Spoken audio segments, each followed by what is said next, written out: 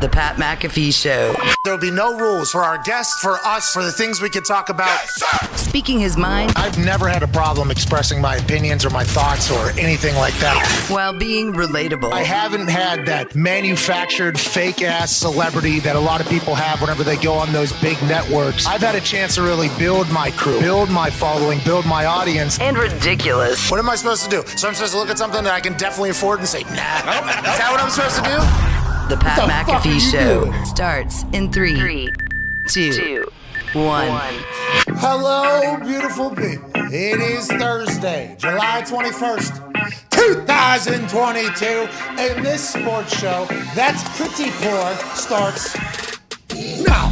Let's ride. That's right. Let's ride into a sports show both on the internet at youtube.com/The Pat McAfee Show and on the radio at SiriusXM Channel 82. Mad Dog Sports Radio. First Take guy now. Yeah. He is the face, one of the faces of First Take. He looks handsome. He's crushing it, obviously. And our show is in an interesting spot, just like every other sports show is.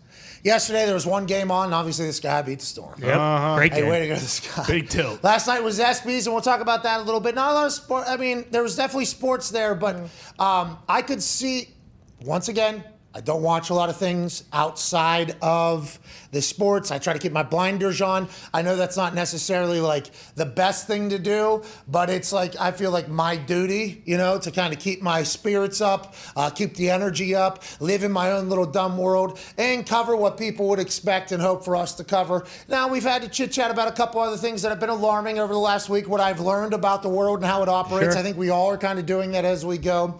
But it felt like last night's ESPYs had, you know, some very, very cool moments. Oh, yeah. Obviously, the Pat Tillman Award. Pat Tillman, fucking badass. Every time they talk about him, you go back, look back into his story. His book was actually in the book club. I think everybody talks about how great it is, how big of a, you know, just a champion. Truly. Pat Tillman. So the story of Command Sergeant Major Gretchen Evans last night and her going deaf and getting blown up and leading her crew and her story of her love with her dog Rusty, and then Aura, I believe, was her first service dog that her husband, who's also in the service, is using. So it was, I mean, there was an emotion. It was like actually emotional while watching this fucking badass, by the way. Like, hey, last person you'd want to fuck with. Oh, yeah. Look like she's maybe this tall whenever she walked through. Now, there's a lot of athletes which are a little bit taller, but absolute badass, touching moment. Really, Very much so. really got me. And like the ESPYs have that, right? There's those moments, those stories that happen. Dickie Vitale talking about the Jimmy V Foundation, how that all came to be. I'm not 100% sure if I liked Dick Vitale as much as I should have, I think. I'm not a big college basketball fan. Would much rather watch NBA guys. If I wanted to see a bunch of dudes miss shots, I'd go down to the YMCA. But I do know that people love college basketball. And in March Madness, I'll gamble on it. We'll all dive into it. But I'm not like a day-to-day, week-to-week college basketball follower. Have no problems with anybody that does, but just not really my thing. I'm more of an NBA fan. So the Dick Vitale world has never really been my, like, sweet spot. Just like Walton, Bill, like I understand, I know of him, but I didn't grow up in it. I didn't. Dick Vitale, what a fucking legend that guy is. After watching last night, and I think there's a lot of people that maybe don't love Dick Vitale anymore after however long it is. I think that was kind of a read on the internet every time he's on. I click on it because I think he's such an interesting character because he's been around for so long. He's high energy. He seems to go unscripted and be able to do whatever he wants, and he's been very successful for a long time. And his house we saw last night, really nice. Oh, yeah. Gorgeous. Really nice house. He's earned it, by the way. He's absolutely done that. So I think there's a lot of people that get like that. People get like that with me. I completely understand it. But after hearing his story, listening to him talk, his family talk, the way he chit-chatted about how the Jimmy V Foundation came to be, how much money, $55 million he's raised for the Jimmy V Foundation, over $500 million or $300 million the Jimmy V Foundation has raised. I mean, it is just the stories. And then at one point they were telling him to wrap up as he was pouring his heart out after battling against cancer, 82 years old, and getting this award that was named in like one of his best friends who passed away his honor. Like, obviously anybody, especially after watching it, everybody kind of expected that to happen, but there was one sorry sap that had to try to tell him, like, hey, wrap it up. Come on, Dickie. And this is where he won me over. He said, they're trying to tell me to wrap it up. I'm going to tell him exactly what my guy Jimmy V told him. Hey, vaffanculo, huh? He literally told him, hey, go fuck yourself in Italian. And I don't think there was one paisan in the truck that knew that that's what he said. No. But if you're going to be a guy that's going to give an emotional acceptance speech in honor of your friend, we're going to learn about you. You're going to keep fighting. And then he had his head sewn complete. His head was cut completely open at one point, sewed completely back together because of, I think he had lymphoma and some other stuff, and you're back energetic and giving your own thing, and you're telling suits that work at ESPN, vaffanculo, I fucking love you. Dog. So I enjoyed that moment. That got a little bit emotional as well. It was nice to see some people get their accolades for an incredible year, but god damn, the whole world's things were just sports. I learned a lot. Yeah. I learned a lot about a lot on there. And obviously I'd heard of everything going on, but the amount of depth that it was dove into, I feel like the ESPYs feel like a true responsibility to publicly state exactly where they stand in the biggest moment. Hey, we are going to make sure people know that we are standing for this. We're standing for this. We're standing for this. We're standing for this. We're standing for this. And I can respect that and appreciate that. But that is 100% why there's a lot of people that are just like, I don't want to watch this anymore, right? Because I actually put a tweet out last night. We watching the ESPYs, question mark? Fuck the ESPYs. I hate the ESPYs, blah, blah, blah, blah, blah. And I'm like, why are people so against the ESPYs? And I think it's because I haven't watched in a long time. I feel like the ESPYs are, you know, allowing the voices of the athletes to be heard when it comes to everything happening in the world. And they feel like it's an open forum for that. And I think there's a lot of fans of sports that have their own shit that they're going through on a day-to-day basis. And sports are an escape for them. And they like, hey, listen, love that we are all trying to make the world a better place, but I can't fucking pay my bill next week. Like, I love that we got this going on, but like my mom and grandma or brother are like going through something super serious. I just got laid off. I just got fired. So I think there is very valid points on both sides of it. But the ESPYs, if anybody thinks it's just going to be sports talk, I don't think that's an accurate depiction of what the ESPYs will ever be. But also, I think sports should remember, like, a lot of people going through a lot of fucking shit, and sports is kind of the celebration and the escape for all that. So, you know, let's find a meeting place in the middle, because there is certainly reason to celebrate all the fucking great shit that happened this last year in sports. I think it started with Tone Diggs, one half host, or one hamburger. How you doing? I think it started with Hollywood, right? Because those award shows turned into this, and then maybe it creeped into sports. I don't know who started it first, but all award shows now are, if you win something or you get up on that stage, for some reason they have to feel like everyone wants to hear their thoughts on every matter that's happening. I mean, listen, I will speak for me, and once again, the things that are said on this show by people in cowboy hats or with mullets or with the Yankees caps or anything else that does not reflect the opinion of their employer or their peers. Have to remember that. Of course. And to be honest, I don't know how that people even expect that from some people. Like, somebody will work at a network and say something, and they'll be like, oh, so that means this person. That was this guy's idea. This whole thing. I don't even know. Wouldn't you want a little bit of free speech? And there's a lot of people that think we think it's honorable, right? Like, I honestly think it's honorable when people go up there and they think that at that moment they're going to change the world. Yeah. Okay? I think it's honorable. Very much so. I think there is good intentions behind those speeches, thinking it is. But I'm not 100% sure anything has ever changed from any award show speech. But people get at least an opportunity to let the world know where they stand, which will hopefully maybe lead other people into doing and all that. But you get an award for entertainment, and like, nobody's entertaining. And then, like, this thing, it's like, it's for sports, but also let's change the world while doing it, which I can respect. I get it that people want to do that, but I think you're going to continue to kind of push away the people that only want sports to be like an escape, because once again, they got a lot of fucking shit going on in their lives as well, that although they care about everything happening in the world, I also care about, like, hey, what are we going to eat for dinner tomorrow? And like, this particular sport event is the only thing that I have. I'm not saying that the ESPYs is anything that somebody's just like, this is all I got and it's been ruined. But there's a lot of team support for players and for teams that are up for awards. And if you look on the internet, it's pretty clear. So that's why I think it's so polarizing, every single ESPY, because there's always going to be good moments. Yeah. I mean, that Command Sergeant Major. Yes. Gretchen Evans thing was awesome. Yeah, it Pat Tillman was. Award is always awesome. That Dick Vitale thing, awesome. Great speech. Steph Curry did great. Yeah. Pretty relaxed, pretty comfortable. It took him a little bit, I think, to kind of go into his groove, but the guy's the greatest basketball shooter of all time, record breaker, has a bunch of cool shit. He's an executive producer of like 5 shows, so maybe it took him like a second or two to get into his comfort zone. I thought he did great. Yeah. Travis Kelce pseudo hosted that thing last night. Yeah. Travis Kelce absolutely crushed it.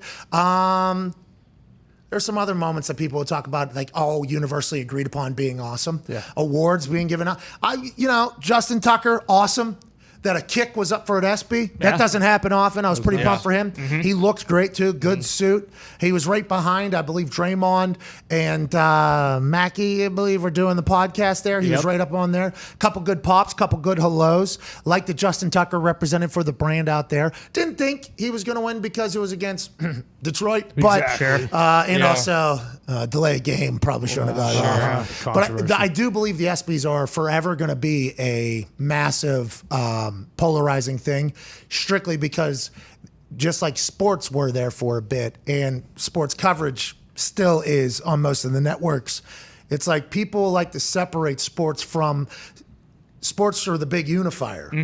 Hey, not that, by the way, not trying to win over anybody or that anything that was happening last night should be dividing anybody, because I think a lot of things that everybody was saying last night is like, yeah, everybody fucking agrees with what you're saying. But I think what people think about sports is like, hey, like that has its own thing.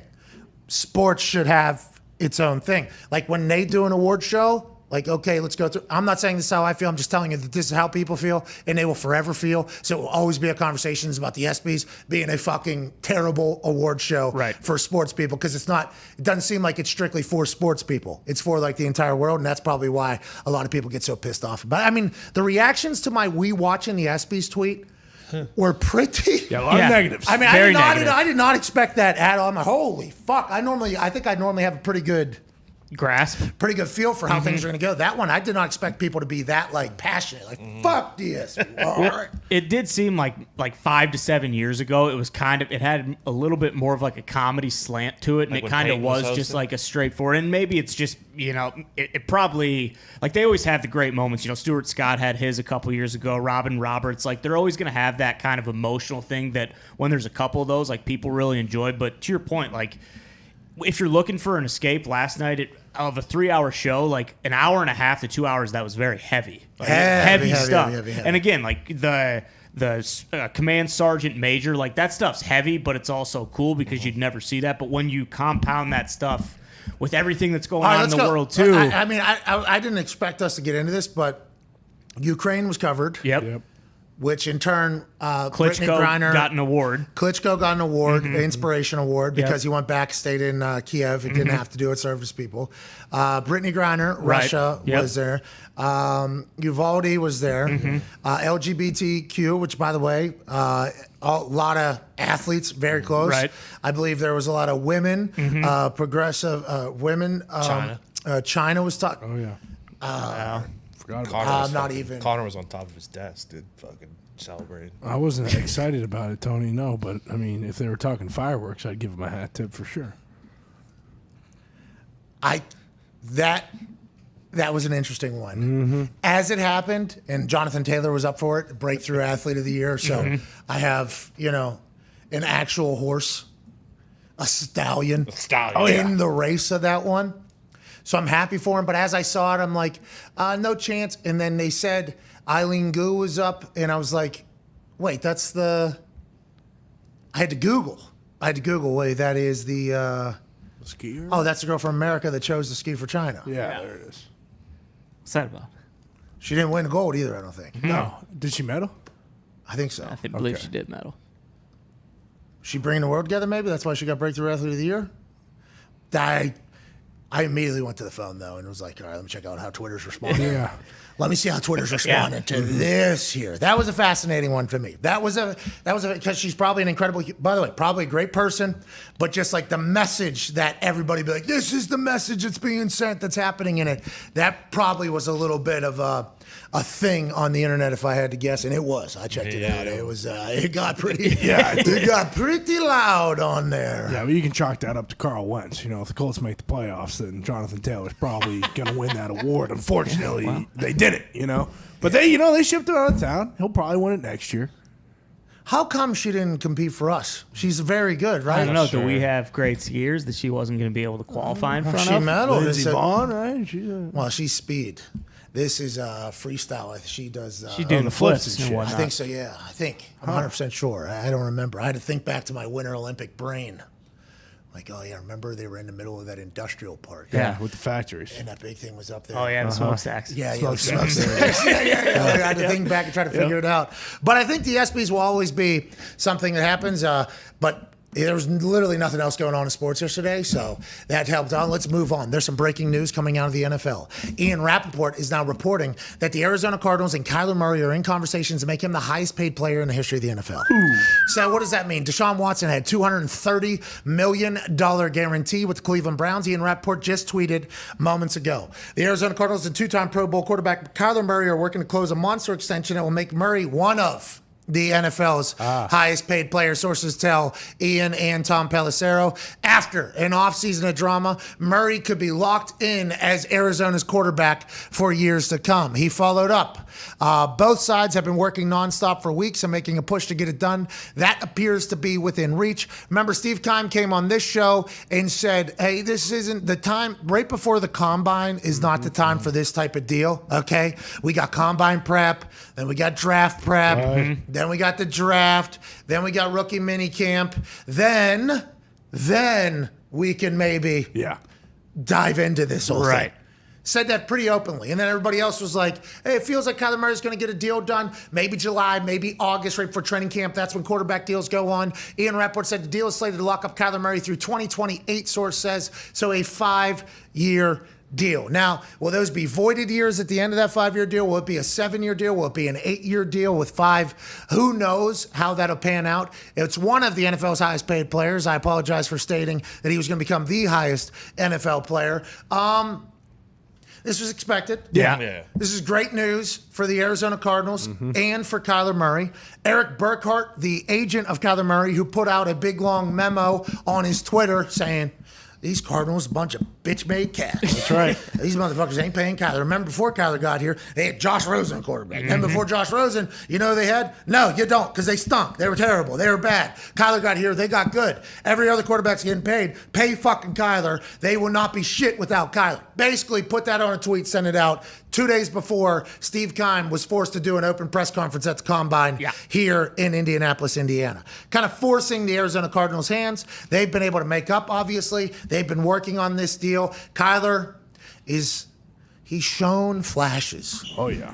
When he gets whoop, whoop, two-stepped on people, when he's made throws that nobody else can make, when he's been on the run to his left and somehow his rocket arm that he has a fucking cannon. Oh, yeah. He's able to just throw a dart 25, 30 yards back across the field to whoever. They bring in his college roommate and friend in Hollywood Brown. DeAndre Hopkins suspended 6 games, I believe, but he'll be able to get there for the back half of the season, which last year he was not there for the back half of the season. When the football games mattered, they didn't have the number one weapon. They will have that this year.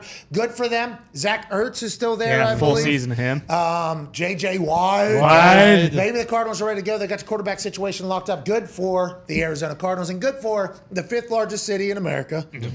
Maybe the most beautiful place I've ever been. Absolutely gorgeous. Phoenix, Scottsdale area, that place is fucking awesome. Yeah. Good for Kyler getting to stay there for at least another 5 years. Yeah, and this probably sets the market for all those other quarterbacks too, because if he's going to be one of the highest paid, it's probably between 40 and 50 million guaranteed. If we had to guess, just on that, based off the sheet of the other quarterbacks. We have breaking news. They have agreed to a deal. Whoa, wow. So they were in conversations. The Arizona Cardinals and quarterback Kyler Murray have now agreed to terms on his extension, says Ian Rappaport. So Ian Rappaport was scared he was maybe going to get, scooped by somebody everybody else. So earlier, he just wanted to say, hey, motherfuckers, I knew. Yeah, it's coming. Hey, I knew. Now, bang, they do get a deal done. Congrats to Arizona. Congrats to Kyler Murray. You are now a very wealthy man. Remember, probably could have done this in another sport as well, baseball, that just throws out guaranteed contracts to everybody. And he was supposed to be a guy in baseball. Top 10 pick. Top 10 pick, absolute stud. Would have figured out. We've seen his athleticism. Let's assume that he would have gone on to be a great MLB player. Now he gets wealthy from football, and his team is getting built up around him.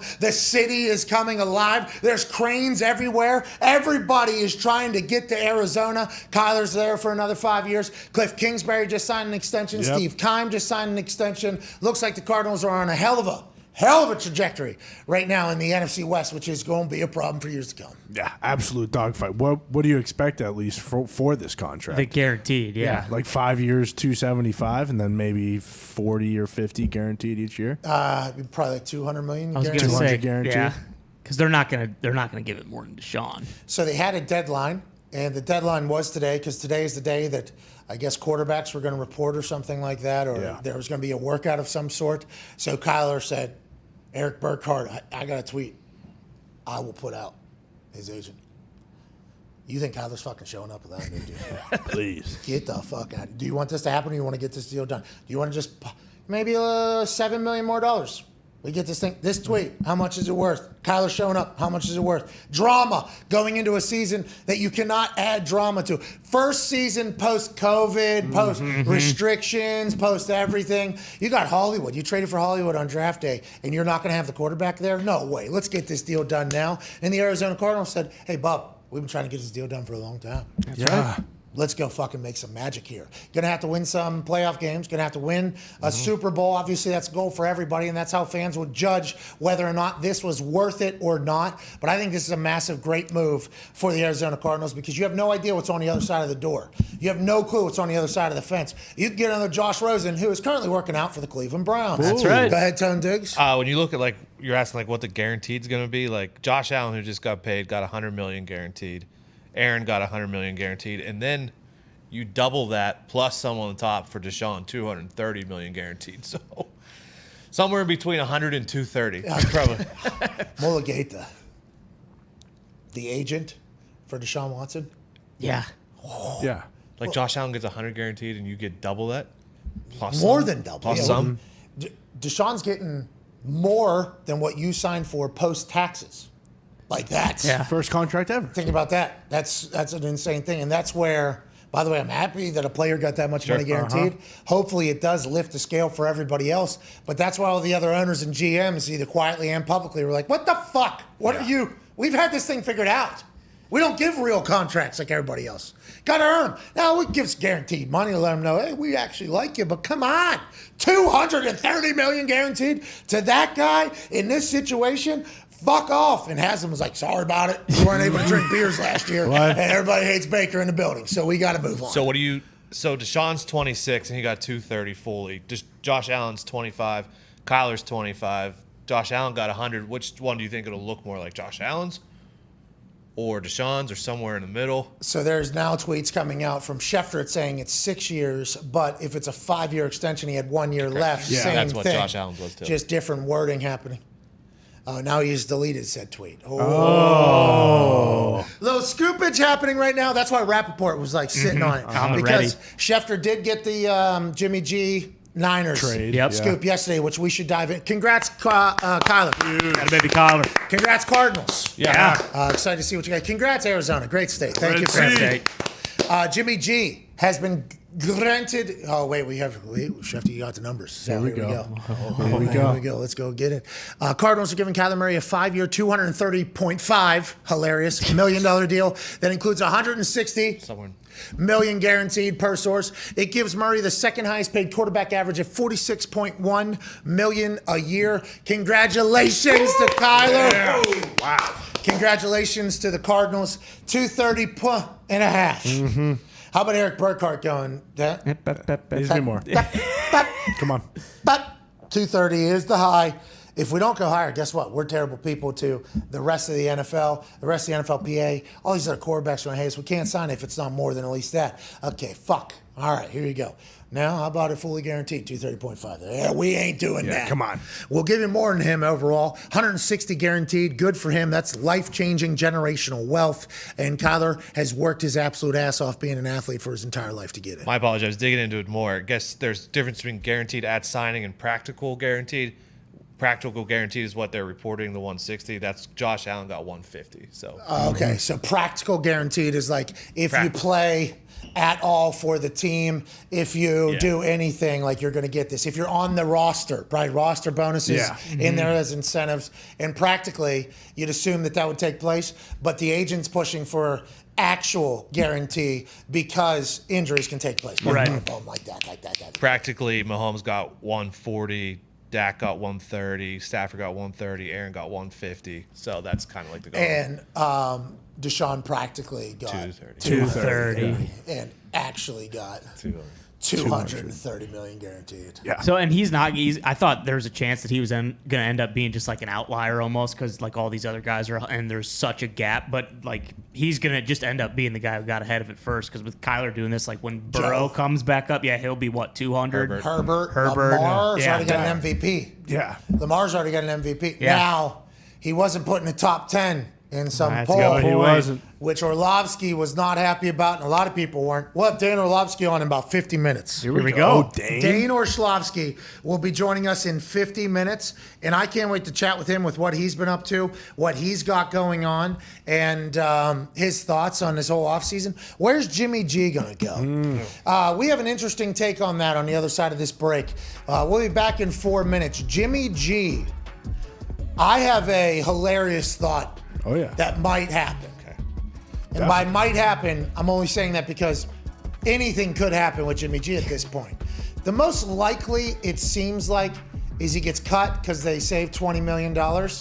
But there's been permission granted to Jimmy and his team to seek a trade. We got some good ones on the other side. See you in 4 minutes. We answer some phone calls on the 500 phone line, 1-833-4-McAfee. We'll see you then.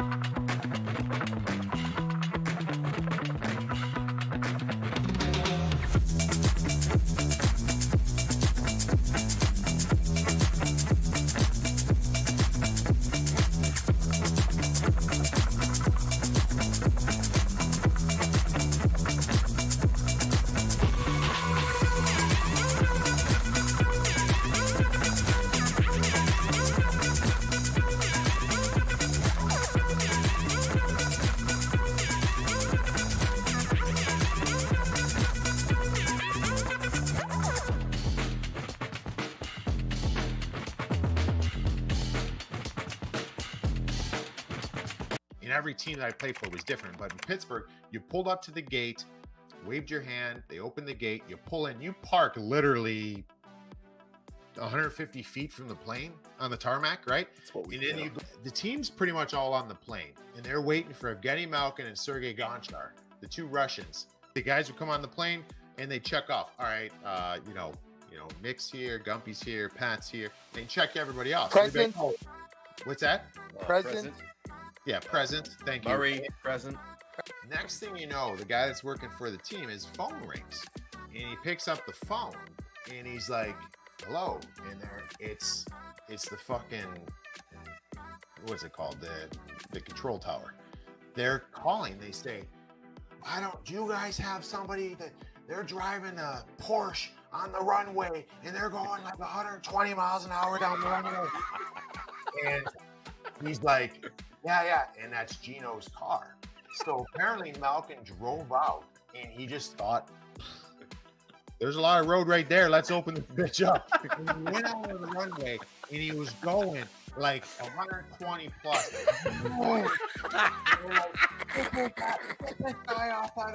So they're calling, trying to get him. Gino just comes pulling over, and I guess his excuse, I don't know. This is paraphrased by he's like, I don't know. Yeah. And maybe it was a apparently Gino and Gonch, which is hilarious because Sergey Gonchar was supposed to be the mentor for Gino. I don't know what happened right there. If Gino's like, let's bring this bitch out on the runway, and Gonchar's like, yeah, let's do it. But they went out there and they were ripping down the Pittsburgh International Airport down the main runway in their Porsche. He's a beauty, Gino. The thought of everybody sitting on that plane. We're waiting on that. Hey, he just did whatever he wanted at all times. Huh? You can't speak English. You can say whatever. I not understand. In Russia, we do that. You know? It's a get out of jail free card.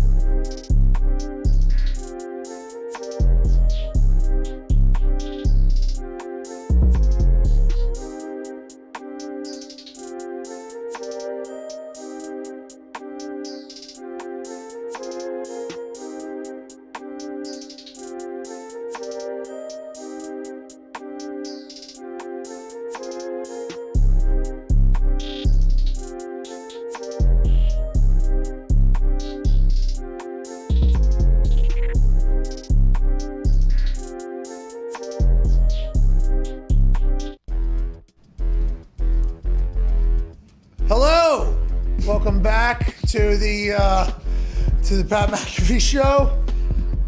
It's a glorious Thursday, July 21st, 2022. Burning some sage because obviously there can't be any bad vibes in this particular studio. Nope. Joining me at the Talks table at Ty Schmidt at Boston Connor, one half of the Hammer, Dahn. Cowboys, Tone Diggs. Hey, are the Hammer Down boys up to something? Oh, What? are they? Excuse me? Maybe. Hey, we're Dahn boys. Maybe, I don't know. Maybe, are they? Tone, you guys up to something? I don't know. You got something inside that cowboy hat, pal? Yeah, I would never. Tone. You got something up your little Marlboro sleeve, pal? Tell us. You got something going on? Only thing I roll in my sleeves is cigs, like you just said. Yeah, hell yeah. Speaking of cigs, a kid found a cigarette in chicken tenders at Burger King. Yeah. Damn. We like to call that a lucky. Yeah. The son of a bitch. Should have been me. How about seeing that, yeah, right, if it was you, you do the same thing that this mom's doing. Oh, I think we can get $45 million. Jesus Christ, she's traumatized. Yeah, right. I think we can get 45 out of Baby Mitt, out of Baby Mitt, out of Baby Mitt. Here it comes, and boom! Mom claims traumatized daughter found cigarette in Burger King fries. Are those chicken fries? Yeah, it was the chicken fries. Chicken fries, which are delicious. I love them. They are so good. Yeah. Now, I haven't had them in a while here because I've been eating cleaner and a little bit healthier and a little bit lighter. Thank you for noticing. You're a good man. I do feel great because if you're in a car where somebody grabs one of those and you're sitting next to them, it's almost impossible not to go, can I get one of those? Hey, give me one of them, Give me one of please. those. And then put a bunch of ketchup on it. Yeah. Oh. That's a good batch. I mean, look at those things. Made to perfection. I'm no expert, but they're so for failure from the beginning. They usually come in a carton box. Yeah, Yeah, so they this do. seems like a bag here. So is a bag. this This could be Burger a, King, This could be a fake plant. Southside Burger King. Okay, so for those that don't know, here's a little inside scoop. There was a Burger King on the south side of Pittsburgh, Pennsylvania. The South Side holds had a Guinness World Record at one point. I don't know if it still is for the amount of bars per space. Okay, because it was literally just bar, dive bar, club, bar, dive bar, club for I don't know how many miles is that, like 3-4 miles. It was from fucking 10th Street down to fucking 28th. It's pretty good. Something. It was like 80 to 100 bars within a 2.5 mile stretch, I think. So Something 2.5 around miles. there. There it is. So 2.5 miles. It's just all bars. This place is a head on a swivel operation, but great time. One of the best St. Patrick's Day celebrations in the country. Never gets talked about, usually because when St. Patrick's Day celebration is over around noon, 1 o'clock, you know, because that's our 2 o'clock-ish, maybe get out of the clubs, there's always some sort of, Yep. I mean, it is Tussle. Yeah, I mean it's a still War zone. It is a war zone. It's a blue collar community. heard, After St. Patrick's Day, there's going to be some, and then late night 2:30, 3 a.m. This is where Aaron Donald saved a human's life. That's right. By grabbing a guy off of somebody else after. I mean, it does get a little chippy out there. I heard not. A Don't lot go of anymore. affliction shirts. Oh, jeez. I heard do not go Southside anymore. Why? Oh, really? Told that quite a bit. At it used the, to be just hands. Now it's lead. I believe they're shooting a lot more shootings happening. Jesus Christ. But by the way, some of those guys, the way they throw bombs. Yeah, Feels what's like the you get hit difference? by lead. There were some Southside stalkers there that I felt like I was seeing on a regular basis, like 3 a.m. while I was walking back to Nick's couch or whatever. And Nick was normally with me. Normally. Why do we always get that hero? What was that sauce? Cucumber? Gyro? Okay, so that was what was The his Mediterranean name? Euro Yeah, shop. The Mediterranean Yeah. market. Mediterranean market. was Love it. the guy that worked Sammy. there. I think Sammy. Sammy was his name. I'm Yeah, pretty sure. great guy. He knew the deal. He knew, hey, there's about to be a bunch of drunk Italians and whites walking around here, and I'm going to have this meat right off the. Oh, it was so good. But they always put that terrible sauce on it. Yeah, the cucumber sauce. Cucumber sauce. Yeah, next morning you wake up, you have some conversations about the night before, and then you just accidentally move your tongue to one side, and it's like, fuck. Cucumber sauce. Ah, shit. I promised myself last week I was going to order no cucumber sauce, but it always stuck in there. Southside a little bit, it can go. They had a Burger King there that was profiting doing very well. Okay. Because any food spot down on the South Side is going to do well, because if you just stay open long enough, everybody's going to have the munchies and everybody's going to be hungry, and there isn't going to be a lot of places for people to wait around for cars. So you have to go to these restaurants and things like that. This Burger King was doing something. Who knows? They lost their ability to be a franchise of Burger King. So Burger King forced them to take down the Burger King name, everything like that. They just continued to operate as if they were a Burger King with no signage. Smart. So it was just an empty building, that blank building, that would then operate as a Burger King. Everything you could possibly want from a Burger King was at this place that was revoked its Burger King privileges about a year before. They did this. They were doing this. If you went inside or through the drive-thru, though, it still had the Burger King menu up there.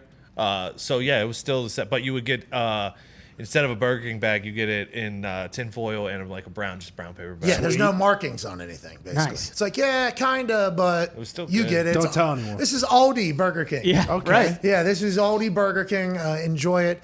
And I don't think I ever got a cigarette in any. I mean, they should maybe get the BK back. Yeah, that'd be genius. Take the license from whoever's dropping Yeah. Newports in the Right. chicken fingers and send that, or the Camel, whatever it was, send that back to the Southside one that was trying to hold up at least a good image. And I'll tell you, the flame grilled burgers, they were. Oh, yeah, they still charbroiled. had it. Unbelievable. They still had it. It was very good. Was But it tough to get people to work there? Because, when there's no really moving up the corporate totem pole, I imagine it'd be tough to keep showing up every night for your shift. that is one downfall of the way. No, that's when people worked. Well, that's what I was thinking was.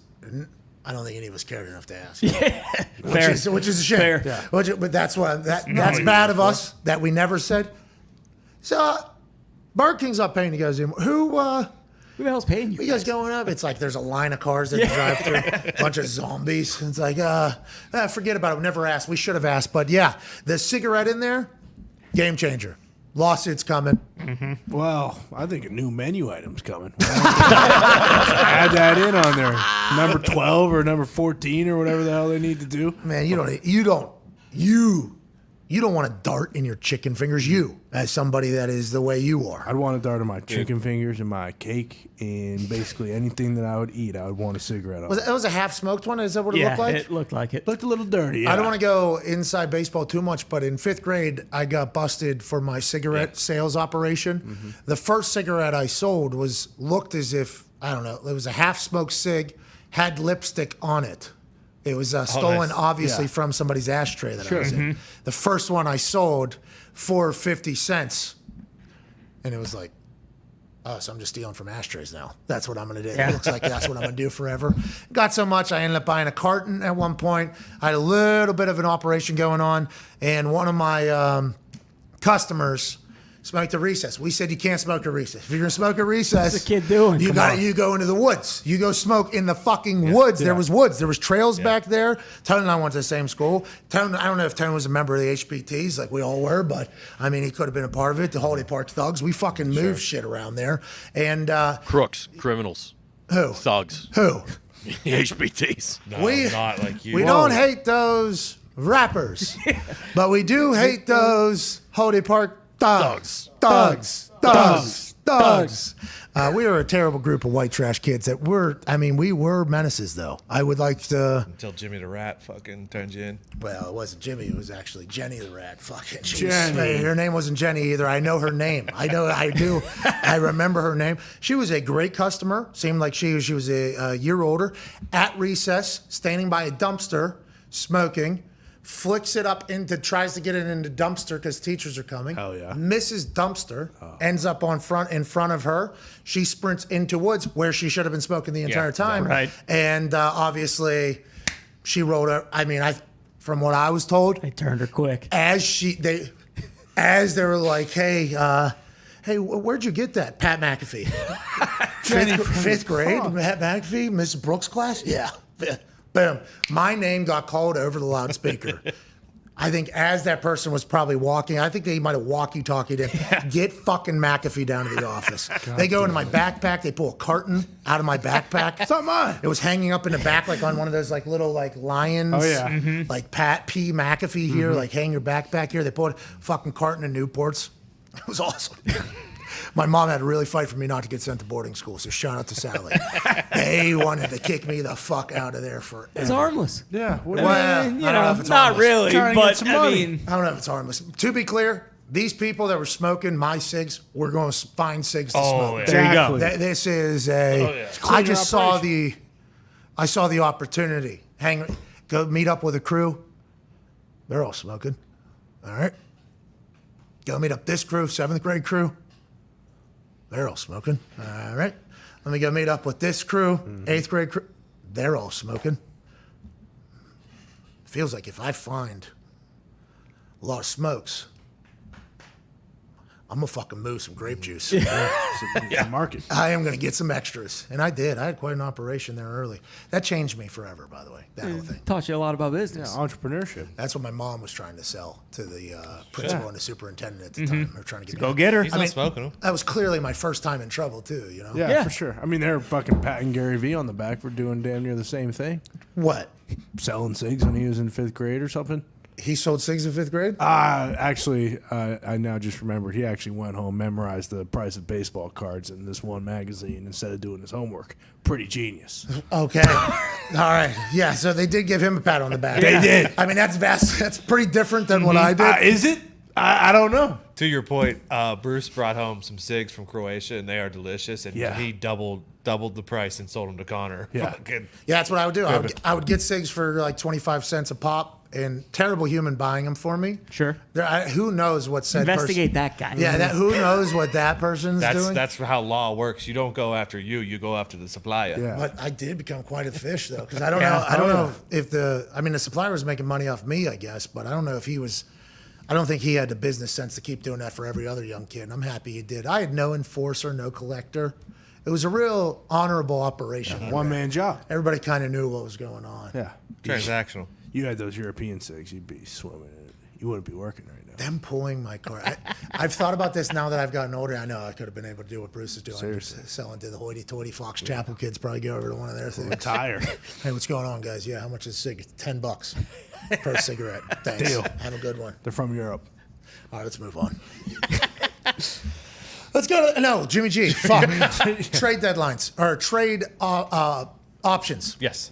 So it was announced yesterday by Adam Schefter that John Lynch, Shanahan, and the 49ers have now given Jimmy G and his team the right to go find a trade.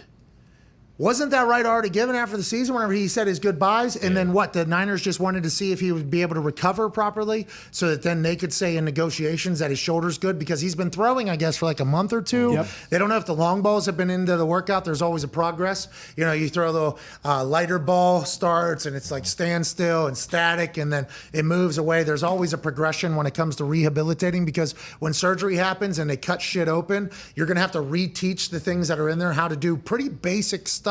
Happens in every single surgery, whether it's your elbow, shoulder, knee, ankle, Achilles, you name it. The rehab process is painful. You have to be very persistent. And it's a long one. They're saying Jimmy G's all the way back. So what? They had to re-give him the right to find a trade. Did they stop it once the surgery took place? Or like, hey, let's not try to do business like this while he's still hurt because we don't know what people will offer. Baker just went for a 5th-round pick, I believe, and Carolina's paying him $5 million. What's the market going to say? Especially because the entire NFL knows that the Niners probably going to end up having to cut Jimmy G. Not just to save the $22 million or whatever, but because if they're handing over the reins to Trey Lance, that is an uncomfortable and potentially awkward situation for Jimmy G to walk in there to. He'd been the starter for the last few years, NFC championship games. He's beloved by everybody. He's already said his goodbyes, but now that same personality, same beloved guy, same leader is supposed to sit there and be like, no, this is Trey Lance's team. Maybe he's able to do it because he's good paisan, it seems like. He's a good guy. But in my experience, I think teams have to know who. Because if Trey has bad practice, Trey has multiple bad training camp days, Trey has bad preseason, bad week 1, bad week 2, week 3, week 4, which rookie quarterbacks could have, and still turn around by the end and be good, by the way. How loud will it get? Not only the fans, but also in the locker room. Players are like, hey, I don't know how many years I have left. Okay, you're trying to develop this guy. We got a team. Jimmy G, who's taken us to an NFC championship game a couple times. Call him whatever you want. And we all love him. Get his fucking ass in there. I just don't believe that the Niners are going to want to do that, especially because John Lynch, former player, Shanahan grew up in the league. They kind of, I think, understand that that's potentially a thing. So will anybody trade with them and give anything up and automatically take on the $20-some million contract? Probably not. But how cool would it be if... How about this one? Okay.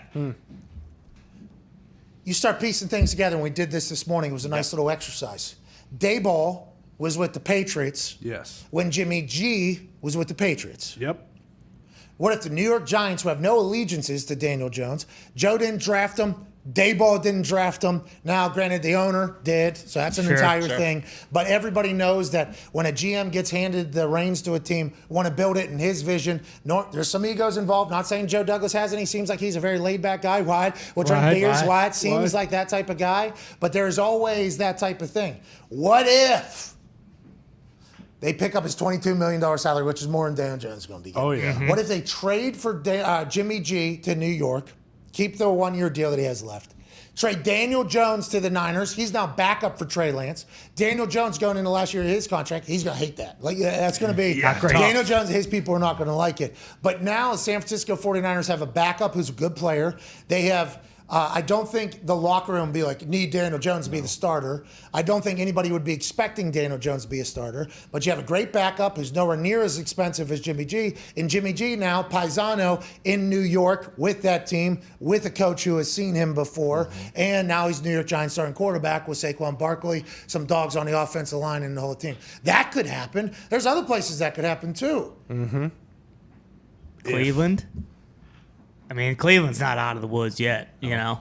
Why wouldn't you go get him if, I mean, at this point, how much money do they already have invested into their quarterback room? You might as well, like, if they think that they're in a position where they can really go, and then if Deshaun only is suspended 8 games, like, if you get Jimmy G and you go 5-3 or 6-2 in Deshaun's absence, I think they'd probably be pretty interested in that. Who do you think, Tone? I thought, like, there's a couple ways that I was thinking. Either is there a team out there that has a good enough roster that they can win the Super Bowl, and if they think, hey, insurance if our quarterback gets hurt, or like, I like Mariota, but I think Jimmy G's obviously a better quarterback than Mariota, and if the goal is to win fucking football games, then maybe the Falcons or something like that. There's not a lot of teams where I think there's a situation where the starters where Jimmy's that much better than the starter, but I think Atlanta's maybe one of them, but they also just drafted Ritter, so like, is that a situation too, like there? And there's another, like, there's only been one other team that's been in the quarterback conversation for Baker Mayfield, and that was the Seattle Seahawks. Yeah. Seattle Seahawks can't trade with the Niners. The Niners will not just give Jimmy G, yeah, we'll see you 2 times a year for fucking ever. However, they think that ain't, that's not going to happen. So if he gets cut, does he go to the Seattle Seahawks? If he gets cut, what is the plan? The hilarious thing earlier was Tepper thinking like maybe the Panthers are like, yep, give us fucking Jimmy G too. They'll have $45 million in salaries. They'd have Darnold, Baker, and Jimmy, and just say, hey, listen, you've all kind of played good at some point. Jimmy has the most success out of all of you, but he hasn't had as much on his shoulder.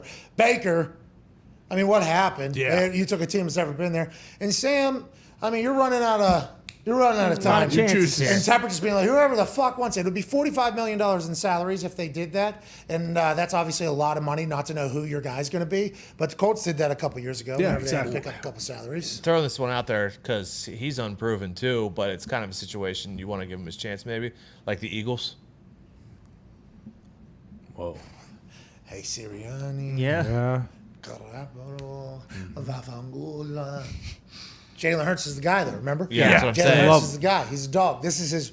But we've all agreed that he has 1 year, right? Right. This is his year to prove because the team has gone all in. They traded for a big-time wide receiver. They've invested on the back end. Feels like it's not on fire like it has been in the past. Healthy. What if the Eagles pull the trigger on Jimmy G? Huh? That could be something. By the way, Jalen Oh, yeah. could be. Wow. Oh, I think that locker room would be like. That'd be tough. That'd be tough. Yeah, that's interesting. Yeah, I think he's going to get cut, and then I think he's going to end up in Seattle because Seattle has, a pretty damn good offense that he would probably fit into pretty well with DK Metcalf and Lockett. They got Chris Carson. So the Niners have to act like they're not going to cut him, right? Have to. Yes. They have to. Right now, for any leverage at all, they have to be publicly, we'll keep him. Like, hey, Jimmy G is beloved around here.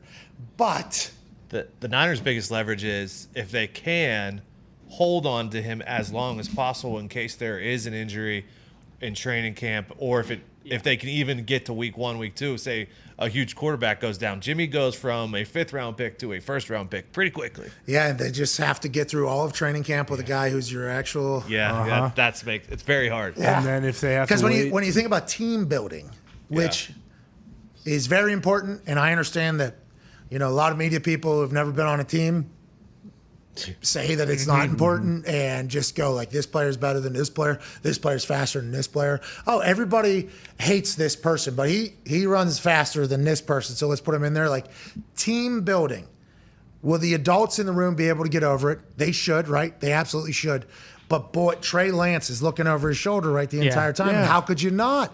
I guess they would just have to say, Trey, this is your team, this is your team, this is your team. And they would have to reiterate that. But who's going to tell the locker room that? Who's boys with Jimmy G and they're boys with Trey Lance? Like, I just think, I just believe that that's not the right way to build a team. But fuck, John Lynch and Shanahan have done a much better job of doing that than I ever probably could in my life. Well, and if that is the case, like, yeah, I mean, Jimmy G would understand that, but he's still a competitor. Like, it's not like he's just going to be like, all right, well, fuck it, I'm the backup then. That's where this ends. Like, when you've been the starting quarterback, and again, we don't know that much about Trey Lance, but it seems like he's a little, like, he's younger. He's a little more mild-mannered. Like, he's not having a good day or whatever, and Jimmy just kind of gets back into the flow of things. Like, yeah, exactly. Like, there's no saying that something like that wouldn't happen. yeah, the Niners have no leverage. Like, what's the team going to offer? Yeah, It's so like they this know. was like a re-announcement of like a sale that's Still happening. available, exactly. guys. Yeah. Hey, still alive. Yeah. But they would have to pay for his Tickets still contract available. if they trade him. So they cut him.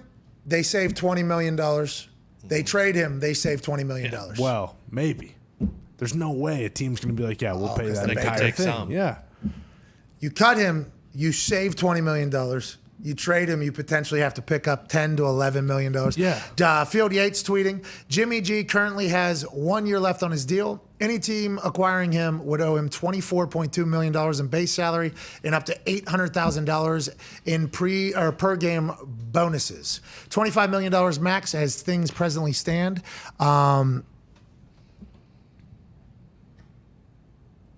Giving Garoppolo's agents. Oh, that's just a re-announcement. Yeah. So it's $24 million saved if they cut him.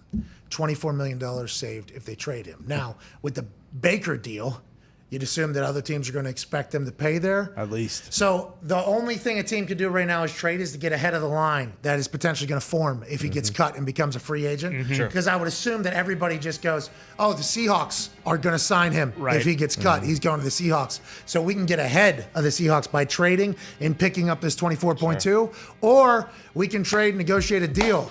And let's just move along. What about a quarterback competition here? With Matt Ryan? Let's empower the astronaut. $60 million for a quarterback, though. They've done it. We've done it in the past. All right, we're back with hour 2 on the other side with AJ Hawk and Dan Orlovsky and more sports talk. Really drew out the that was great. You know what I mean? I felt pretty good about that one. That Jimmy G shit's fascinating. Oh, yeah. Because business-wise, they don't have any leverage other than a team thinking that the Seahawks are going to get there before them. And nobody wants Pete Carroll would probably have another quarterback that is – no, not Drew Lock and Geno Smith aren't, but I think all parties would be pretty pumped if Jimmy G went to the Seattle Seahawks, including like DK and them. Yeah, he's like proven way more than those other two. But like teams know this though. There's not going to be. I feel like the Niners are just going to have to take whatever deals on it, and it's not going to be good for them. But it's going to prevent them from trading them or from him going to Seattle because the Niners now have to think exactly. Hey, if we let this guy walk, are we fucked? What if it's ours? Pay you stay. We'll pay you stay home for a year. Thanks. Like John Wall down there in Houston.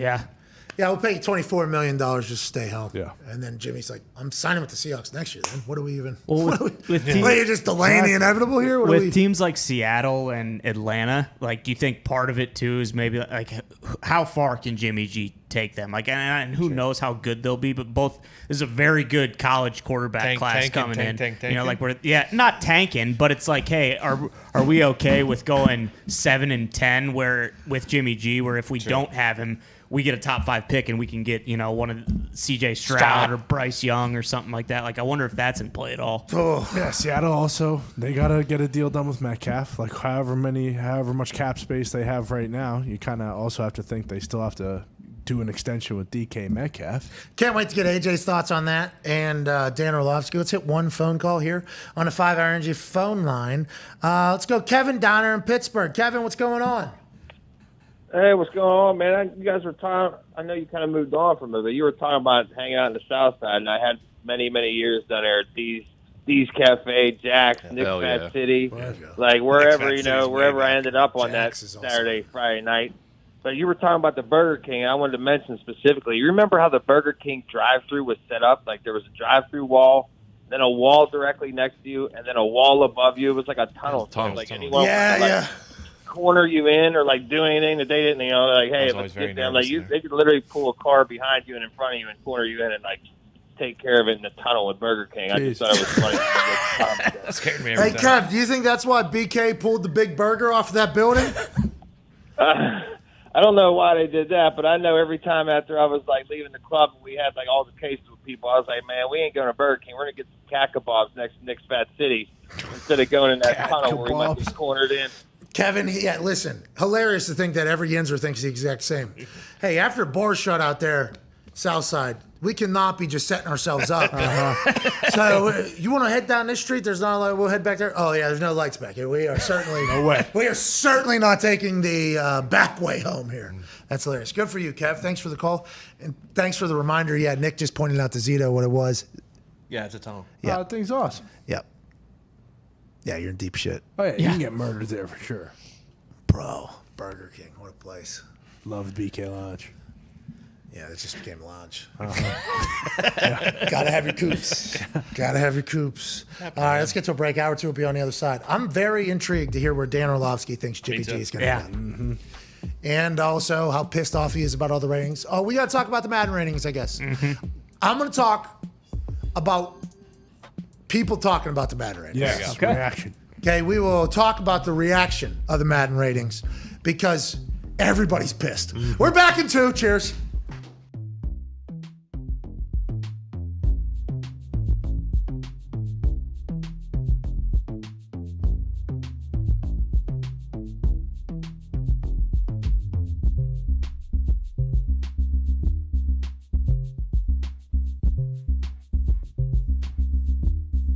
this. Like, I'm frustrated with flying cars because I'm obsessed with that. Like, I want a flying car. Hey, me too. What I got is my phone instead. It's like, well, the future is on your phone really right now. It's not like literally in front of you. You can't get into a flying car. But, you know, your phone has it all. It's like, I don't want this phone. I'm not going to have this phone 14 hours a day like you young people do. No, thank you. Like, I'm not from that generation. But, you know, give me a flying car. You know? and honestly, when we shut down the Mars missions, you know, we were supposed to be going in 2024, and we shut it down. But a lot of people don't realize is, you know, from here to the moon is 208,000 miles roughly. You know, 200. So you can think about that. Well, in this country, you know, a long road trip could be 4,000 miles, and you know how far it is to Australia. You know, so 200,000 miles. You know, that you think about that, and you know that's far, but like Mars. Think about this: is 250 million miles. 250 million miles. So, you know, that's a little different thing because, you know, when you go, you know, it takes about anywhere from, you know, 9 to 11 months to get there, depending on the alignment. Are you going to fucking Mars? And so, Jim, are you going to Mars? It sounds like you're... I wish I was. You know, maybe you'll have, I think you have a chance to do a show from there when you're 80, Pat.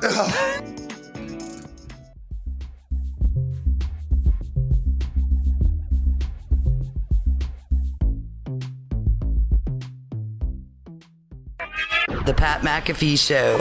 There'll be no rules for our guests, for us, for the things we can talk about. Yes, Speaking his mind. I've never had a problem expressing my opinions or my thoughts or anything like that. While being relatable. I haven't had that manufactured fake-ass celebrity that a lot of people have whenever they go on those big networks. I've had a chance to really build my crew, build my following, build my audience. And ridiculous. What am I supposed to do? So I'm supposed to look at something that I can definitely afford and say, nah. Is that what I'm supposed to do? The Pat McAfee Show starts in 3, 2, 1. Hello, beautiful people. Hour 2 on this. Wow, there's some big news. Thursday, July 21st, 2022 shall commence right now. Let's ride. What a day it is, because the Talks Table has reminded themselves of how great the Let's Ride is every time we start a new hour of sports conversation. There's some breaking news, there's some big conversation, and we will be doing that with the Talks Table at Ty Schmidt and at Boston Connor. You boys look fantastic. Hey, thank you very much, Chain is Pat. shimmering today, huh? What's that? Chain shimmering a little lighter today. Is it? I think it's because the tan that I got. You know, the tan that I got has kind of changed Makes everything. the chain pop. Yeah, and well, not only that, these tank tops are a different color black this week than they were before. I knew I got a little bit of tan. Really? Well, just strictly because of the skin tone next to it makes it look different. Yeah. Same tank, new look. Okay. Same tank, different time. There it is. Thank you, Ton. One half of the hammer. Cowboys. And joining us now from a hotel in a sailing community, a man who won a college football national champion, a Super Bowl championship, a Ryder Cup championship. He has survived flying on private planes a couple times now. That's right. Impressive. He's also a pilot somehow. Mm-hmm. COVID survivor. Ladies and gentlemen, Aaron James Hawk. Hey! Whoa. Whoa, you got a little portrait mode on here. I don't think it's fun. My daughter told me to turn it off. Did you turn it off the Apollo? Wow, geez, it sounds like we're not going to be able to hear you. Do you have it up and down this way? No, I would. I want to use that, but I don't have a thing for it. I can do that. The audio sounds terrible. I think you got to move to your left. My left's over here. Yeah. Yeah. Boom.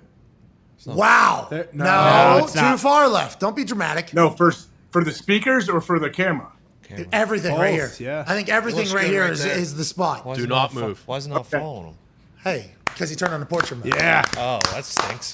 It doesn't. I think that is why. I think that is why it doesn't follow you anymore. But you look like you're out of a fuck. That looks My Unbelievable. God. You look like a. Hey, this is real. You're like 8K right now. You're like the dudes on Super Bowl or that one Yeah. camera. Yeah, that's That's right. what you look like right now, AJ. You look good, pal. You're gonna have a good day.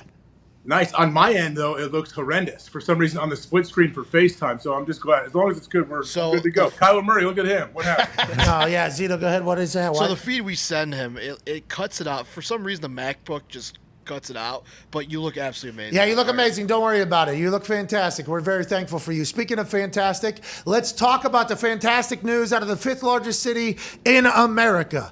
Out of Phoenix, Arizona, Scottsdale, most specifically, the beautiful relationship between Kyler Murray and the Arizona Cardinals has extended for another 5 years. Kyler Murray, who is a quarterback that has led the Arizona Cardinals back to greatness after a couple years of rough times, maybe even a decade of rough times. Had a quarterback named Josh Rosen. After 1 year, Cliff Kingsbury becomes the head coach over there and says, well, sorry about Josh, who is currently working out for the Cleveland Browns, maybe for the backup role. Get the fuck out of here. We're going to draft this guy who could go top 10 in the MLB right now, and we're going to make him our franchise player. The Arizona Cardinals have only been on a trajectory upward since Kyler Murray has been their starting quarterback, investing in the team, doing their thing, and now they're able to strike a very stable, very large contract with a quarterback and be able to build around him. Cliff Kingsbury hit an extension. Steve Keim hit an extension. Now Kyler Murray gets an extension. They missed DeAndre Hopkins for 6 games, but it feels like something special is brewing out there, and congrats to all parties involved. Oh, yeah, congrats. Well, we know, the GM told us, like, it sounded like something was going to get done, absolutely, and we knew it had to before camp, but were you surprised at all that the whole contract wasn't guaranteed and just 160 of the 230.5 was? Well, I think the 230.5 was hilarious. As I was reading it, that made me laugh. It was like that was obviously a sticking point and in the conversation, and that is just out of a movie. It feels like that's out of a movie. But I think with the reaction of everybody, this would have been the time for quarterbacks to attempt to get all guaranteed contracts because Deshaun Watson and David Mulligata were able to do it. But I just assumed that I mean,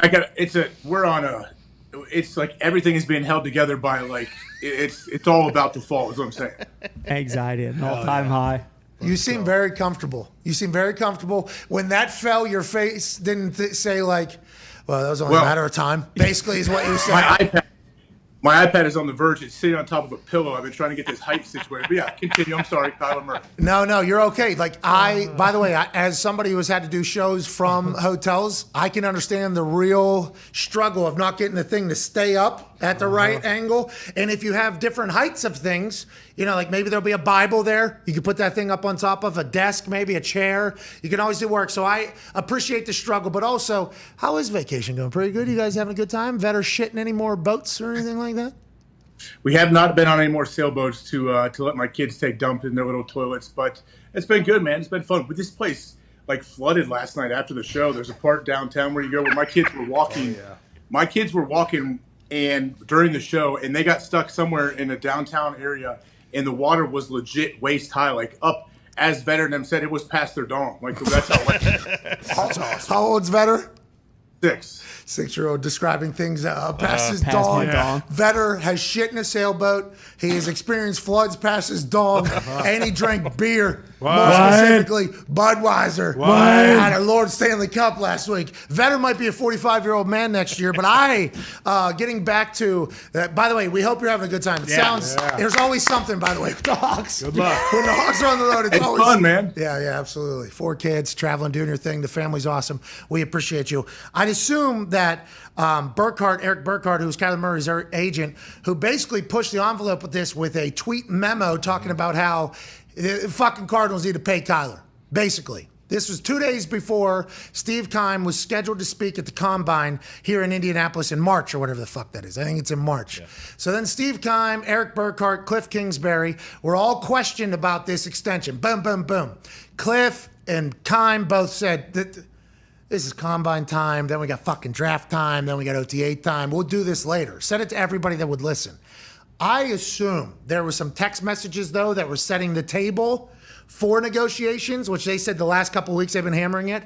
And although this would be the time that people and quarterbacks and agents could try to capitalize on the Haslam-Deshaun Watson deal with $230 being guaranteed, which is something that NFL players have been seeking since the beginning of the NFL. We see every other league that does worse ratings than us, that is much smaller than us, and they're getting guaranteed contracts, and their contracts seem to be vastly different than NFL contracts, which are the biggest show in time. Oh, yeah. In every time. So that's how players feel. So when the $230 million fully guaranteed deal happens, it's the biggest contract and it's the most guaranteed contract. I think every player, every agent was like, all right, now's our time to go. Now's our time to go. We heard the Ravens ownership come out and be like, don't think so. Bengals ownership, who is now has $500 million in repairs needed for Paul Brown Stadium, is thinking about getting a sponsor for the stadium. They're also building an indoor facility. Let's go, Bengals. This is awesome. They also came out because Joey Burrow is going to be up. He's already made it to a Super Bowl. They're like, let's not think that's going to happen. No. So I wonder how much of the base conversation before the negotiation was Eric Burkhart telling Steve Keim and the Cardinals, hey, this is just where we're at. This is not our fault. This is not your fault. This is just the new way of doing business here in the NFL. They did that in probably one-word answers from, nope, we ain't doing it. This is a pretty big deal because now we know what Lamar's deal is going to look like. Now we know what Joey Burrow's deal is going to look like. Now we know what Herbert's deal is going to look like. Unless Mulugeta comes back and gets a 230 and a half, 240 guaranteed deal, it feels like the deals will get to that point at some point, but not just yet, AJ. Not just yet. So this had to be this is a big precedent, right? For the teams now, like the Bengals, Ravens, had to be very excited. I wonder if they had any communication with the Cardinals, like, hey, man, whatever you do not guarantee this dude's whole contract because we don't want to have to guarantee our guy's contract. Imagine handwritten letters. Handwritten letters. Dearest Steve Keim, my name is Bishotti or whatever, owner of the Ravens. I've been watching you from afar for so long. The way that big bald-ass head glimmers in the desert and the team that you've been able to create is nothing short of spectacular and great for the NFL. I, for one, and I'm not the only one, I know there's many other owners that speak up very highly about you being a general manager in our NFL. Yeah. What a joy for us to have you as a general manager in our league, and we will take care of you forever because of how good of a job you've done and the way you carried yourself. Your friend, Bishotti. P.S. We take back every good thing we have ever said about you if you fucking give another fully guaranteed contract like that scumbag Jimmy Haslam and fucking Andrew Berry did in Cleveland. And then what is it, PSS? Yep. Fuck you if you do that. PSS. You can't fucking win. Mail it out there. Yep. Are they even allowed to do that? Or is that not, would that not be collusion? Is that collusion? Yeah. That's what I'm saying. Could there be a call? No, but they could send, they could communicate without saying it though. Like, hey, you're working on that Kyler deal? Okay, cool, yeah. We're not going to, what do you think? Maybe 60% of it guaranteed, 70%, not 100, right? Okay, here we go. Hey, no more groundbreaking deals, right? Okay, we're not. Hey, it's a big deal, though. No more NBA deals. Yeah. No more NBA deals, right? No more MLB deals, right? That in the conversation. Cheers. Hey, here's Steve what do you Guy. say? Yeah, I love you. Hey, we ain't doing that anymore. 230 was fucking crazy. Huge deal, dude. Here's the numbers on the deal. He's getting a lot of fucking money. $230 million guaranteed is a lot of fucking money. Kyler Murray, though, hold on. I'll let you get to it. I mean the fact that it wasn't 230.5 guaranteed, because if he did that, then everybody else is screwed that has to pay a guy. 1,000,000%. Yeah, this is a precedent setter for everybody else. It's going to get to 230 million guaranteed again, but it's going to take a little bit, couple years. Tom Pelissero is reporting that Kyler Murray's 5-year, $230.5 million extension with the Cardinals will pay him $30 million in the first year, so that's signing bonus in year one salary. Probably cash over cap. Let's go, $29 million signing bonus, $1 million salary this particular year. Then that 29 will spread out over the 5 years. So that'll be $6 million. So he'll have a $7 million cap hit if we're doing the math quickly, properly, and not 100% sure. $69 million over the first 2 years. So he's making 39 year two, and $106.15 million over the first 3 years of this deal. Strong cash flow on a deal negotiated by Eric Burkhart of Rock Nation Sports. Hell yeah. Throw up the rock. Eric Burkhart getting this deal done. I do appreciate the fact that the agents understand that how good they are at negotiating is certainly their worth in the world that they work in. So Eric Burkhart wanting the numbers to get out. Hey, this is what we got. This is what we did. I would like a little bit of credit for that because that is a lot of fucking money over the next 3 years. It ain't 230 million guaranteed though. How the fuck did they get that done, you think? And the guy that they paid had all these allegations against him too. So it's like, what are we doing here? Like how? I don't know. I can't wait to watch that documentary, as you like to say. Like in 5-10 years from now, let's see the documentary of all the front office people and the agents involved in doing that. Mulligata, it was pretty simple. Him just laying out how it happens. They're desperate. They were desperate. The Browns are desperate. And they might have just Falcons were desperate too. They were in a conversation.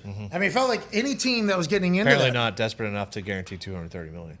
Well, and then because I assume the Falcons, if they would have done that, he'd be a Falcon. Oh yeah, 1,000%. And Blank was like, I'm not going to be the one that's can't do that.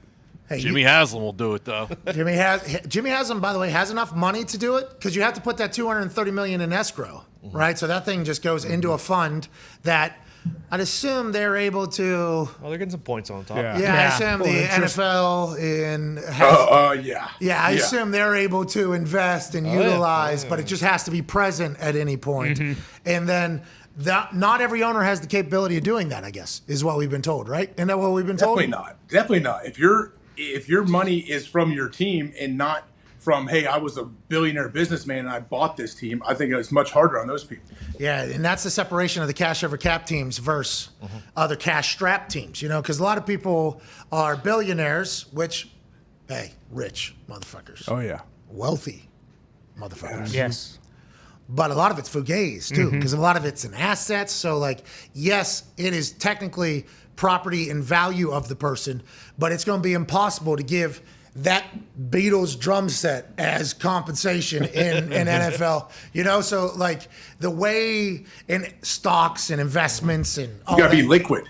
Yeah. You got to have that money liquid. Yeah, that's got to be before you invest it or spend it on something that you still own that is definitely a part of your value, but not nearly able to be used as actual compensation in the NFL. That's why that Walton family getting involved in the Kroenke with the Rams. All right, we're shitting out cash. Here we go. Rob Walton going to the Broncos. We're shitting out cash. Here we go. Tepper down there in Carolina. Well, I just got the runs, and it happens to be cash. And he's just throwing it everywhere. It's like the wealthy owners are the ones that are able to make these types of plays. And good for, I guess, Bidwell we got to add in there, right? Yeah. Sure. 100 and some million guaranteed over the next. He's got to put $160 million into a thing, right?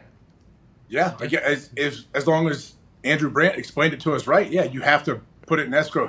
I guess the NFL's escrow account? So he's got to have $130 million, right? Because first year is 30. Yeah. So it would be 29 on signing day. That money's gone. If it's 29, we don't know what it is. If it's 29, we assume it's 29. That money's gone. So then the $1 million salary is coming this year. So then $130 million would then have to be put into escrow. Yeah. And old Cuzzy that flew the plane to Wisconsin to pick up J.J. Watt has changed, I guess, the way that team has operated since his dad had passed away. Rest in peace. He's kind of doing things differently.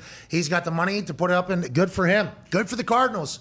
Good for Kyler Murray, man. He should be pumped, even though it wasn't as much as Deshaun Watson got. Do you think there's any thought from the Browns and Deshaun Watson, like, hey, there's two young quarterbacks in our division, like we kind of almost put those teams in a spot if we do give Deshaun Watson Chess, this money? that would be close to next Cillian. level, yeah. Hey, that'd be taking those hallucinogens and staring at the ceiling and then going and winning chess tournaments. That's what that would be. Yeah.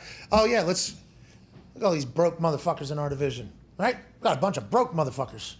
Well, they're rich, they own a team, but these fuckers can't hang with us. Not like me. All right, in the division, we will set the new standard on what's guaranteed. And we will also float out to their agents. This is what the guys deserve, isn't it? I mean, this is what if we would have an opportunity in Lamar, that's 300 probably. At least. 300. That's what he deserves. And there's owners out there that have it. Go ahead. Hey, Joey Burrow, they got $500 million in repairs. They're building an indoor facility.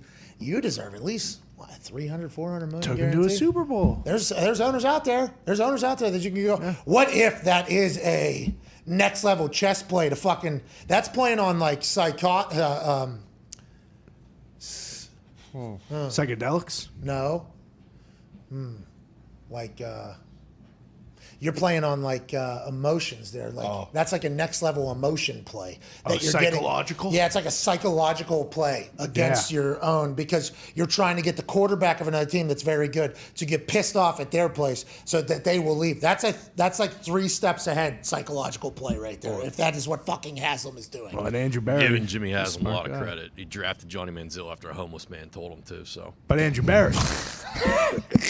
Andrew Barry might know. Andrew Barry, Harvard quarterback. Very, very intelligent All right, so think about this. He goes to the dry erase board, has him sitting down.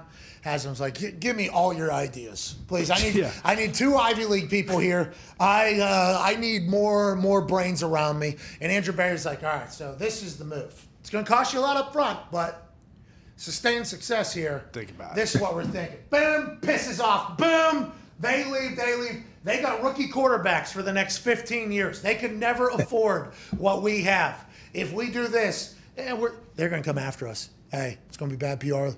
Press conference is going to be awkward. Mm-hmm. There's going to be some public statements from other owners. They're not going to be happy. But what we're paying for in the front, we are getting massive return on the back end, playing a bunch of fucking nobody. So you tell me, Jim, is that what we want to do or not? And Jimmy has like, fuck, you're right. Actually, add 10 more million onto the guaranteed to him. Fuck these guys. I'm going to get out of here. Weather the storm. Everyone hates my guts already. Who cares? Yes. I don't care if they continue to. The Bengals one, like, that legitimately does make sense. Like, hey, these guys are fucking cheapskates, okay? If we jump this up big time, there's no way they're going to be able to do that for Joe Burrow. They just went to a Super Bowl. Get his ass out of the division. Let's do that right now. Wow. AJ, think of if that was all. I'm kind of mentally fucked, but I guess this is how conspiracies are begun, right? Mm-hmm. Something that could potentially happen, but you're putting a lot of respect on somebody's brain to come up with that 3rd, 4th level of thinking. You know what I mean, AJ? Harvard brain. Yeah, I mean, even if that wasn't their plan to start with,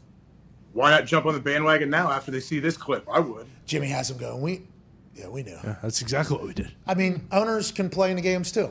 And that's what I'm proving. You don't just pay, players. You actually showcase that is, though, an advantage. That's an advantage. Football. That's an advantage. For football. Let's manipulate every other team's roster by what we do and how we pay certain superstars. Hey, maybe you're onto something. Hey, it's a real advantage. Walton, Kroenke, Tepper. I guess Haslam's got fucking cake. Yeah. The super rich owners. Now, this would be in the one per club meeting where war would take place. Oh, yeah. Mm-hmm. I mean, it would be a full, because the NFL owners have always operated like this. Always. Everything. Unified. 100% vote on every decision that is made from the NFL, the owners. And the Bears might be out, or like one other owner, and they're like, well, he's always against the group. Everybody else it's 100% unity in every decision that is made. And then there's stories that come out from the one per club meeting where people are like actually ready to kill somebody. And it's like, that's why they've been able to do such good business for so long. But these new owners coming in with more cake than everybody else. Yeah. And if your team stinks and you can see like an obvious, hey, it seems like there's a little bit of a move to the top quickly. What is that? Well, we just kind of fucking dunk on everybody with our money. Yeah. And then there's only us that have money that get the good quarterbacks. Nobody else really gets them. It's like, holy shit. That could happen. Yeah, and from the player's perspective, like the amount of young QBs in the AFC versus the amount of young, good QBs in the NFC is pretty drastic. There's like 8 or 9 guys in the AFC, and there's like 2 or 3. I mean, that's not including like Rodgers and Brady and Stafford and the older guys, but just looking at like a contract that might be 6 years or 7 or 8 years that some of the young guys are signing, you might be even more inclined to go to the NFC. Hey, we're going to find out which owners got it, AJ, right? And it's going to directly affect a lot of things, I think. I know. Who is it? The Walton people are the new Broncos owner? Yeah. Bob. See, what I would imagine they will be very aggressive in trying to win football games. Yeah, I'd assume Russell Wilson's already there, but Russell Wilson would have been on a plane there as soon as he gets right. Hey, new deal too, by the way. Mm-hmm. Yeah. You want to make another video in bed with Sierra or whatever? Go Hawks, let's ride or whatever. Hey, Russ did a good job last night. Him and Sierra presenting an award. Oh, they presented the word. The only person I saw was the Hamaconda. Honestly, I turned on, saw him talking about Dickie V, Jimmy Valvano. That was awesome. So that was a great moment. Unbelievable moment. How about him to Vafangul to the fucking producers? That was awesome. Yeah. And so they have to bleep that, right? See, I don't know. That's not Italian TV. No, but I think I'm wondering if anybody there didn't. I don't think anybody in the back knew. Somebody knew, right? Somebody had to have known. Mm-hmm. Especially because it happened before. They're supposed to because it's cable, but if you don't, it only really comes down to if your sponsors care. Well, I'm happy that they didn't. Yeah. I'm happy that they let that thing fly because I had more respect for Vitale. Obviously, I think everybody, after seeing a full piece about him and everything he's been through, they had his head kind of open, AJ. His head was like sliced open. I had no idea that was happening. He's doing pretty damn good for what he's been through. It's crazy. Did you know he's blind in one eye? No. I had no idea he was like half blind in one eye, stabbed by a pencil when he was a kid. And his mom. Jeez. Yeah, and his mom said, "Big deal. Who cares?" Yeah. His mom was like, "Who cares? Like, let's go." Like he mentioned his mom, how motivating she was, and how he thought about her whenever he was battling his cancer and his lymphoma and everything. It was like, fucking hey, I got nothing but love for this guy. And his house was nice. Hey, he's worked his ass off for it. He had a nice house. Nice house. Gave a shout out to the doctor who worked on his vocal cords. Like that dude worked on Lionel Richie and Adele and all these other people. Like it's pretty incredible. I bet that guy's got some stories. I would assume, and he saved a lot of ears and everything. Like, what's that, AJ? Why does that guy have some stories? Some legends on there, Adele. He's worked with a lot of people, man. Yeah. Some of the greatest vocal cords in the history of vocal cords. All night Freddie long. Mercury? Who else? Well, Freddie Mercury could. Hey, He could Yeah, he's a dog. what was that? What was that? You talk about Rhapsody? performer. Bohemian That Rhapsody. stage presence is off the charts. What's that, pal? Freddie Mercury's? Freddie Mercury's stage presence is Best of all like time. the apex of what you want to be. I concur. Mick Jagger is another one that people always talk about. Like, yeah. still got it. Mm-hmm.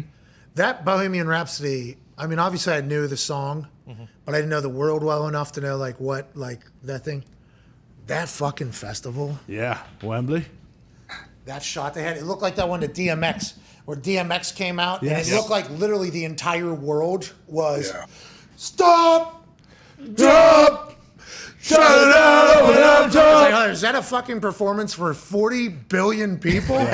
What a moment there. That crowd control had to feel so cool there for Freddie Mercury. What a moment, man. When he's holding he had like the half mic stand Oh, too, yeah. that he take like.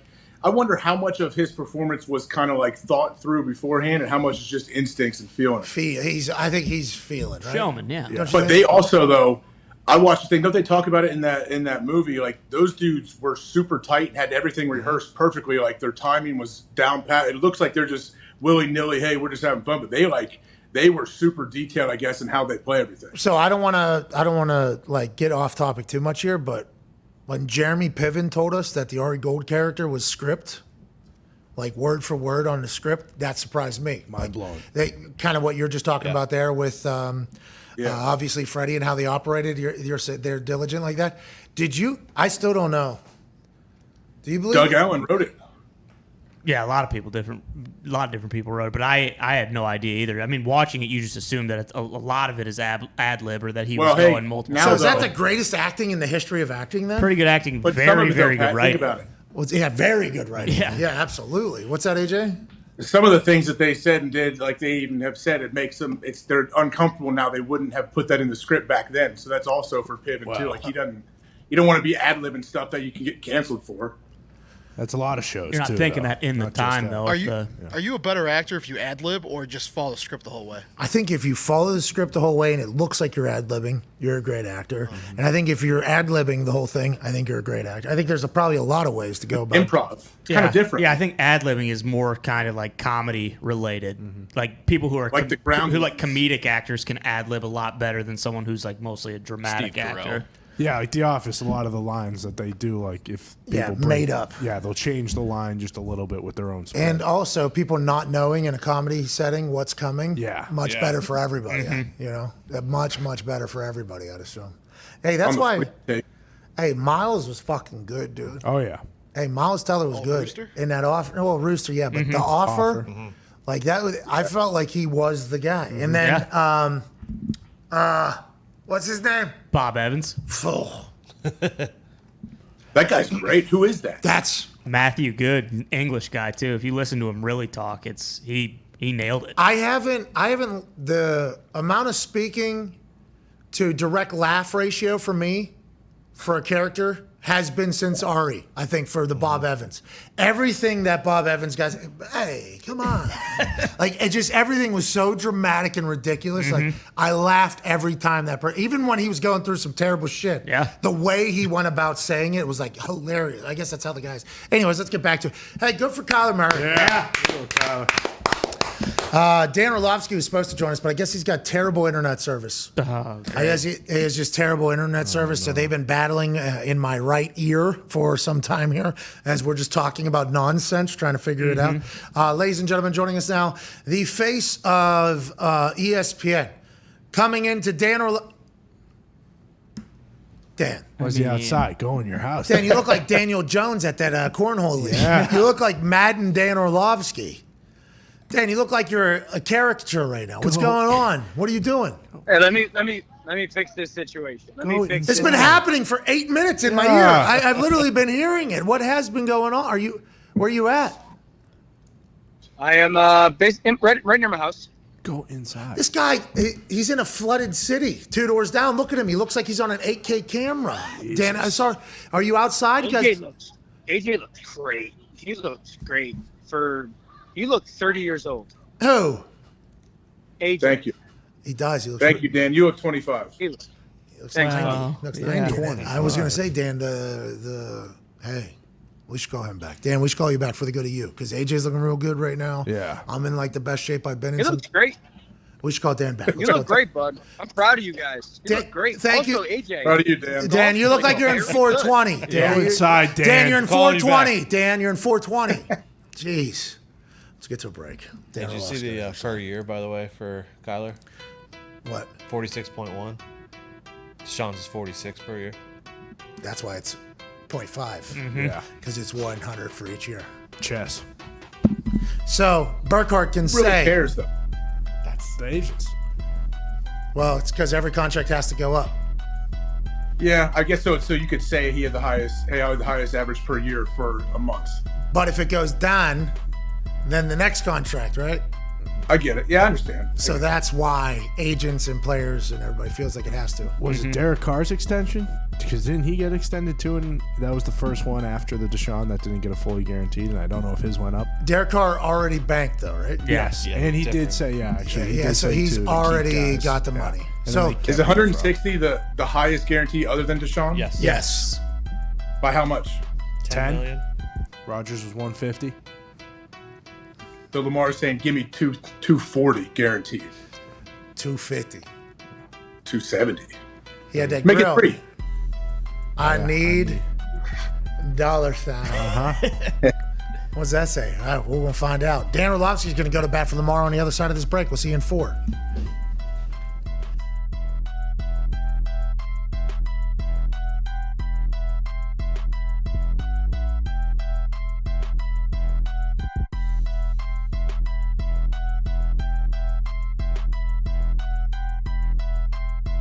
You ever think about dabbling more on the internet? I know you don't really do it much, but Never. you are beloved on there, never, Chuck. Hey, Pat, never going on the internet. Chuck! Never go.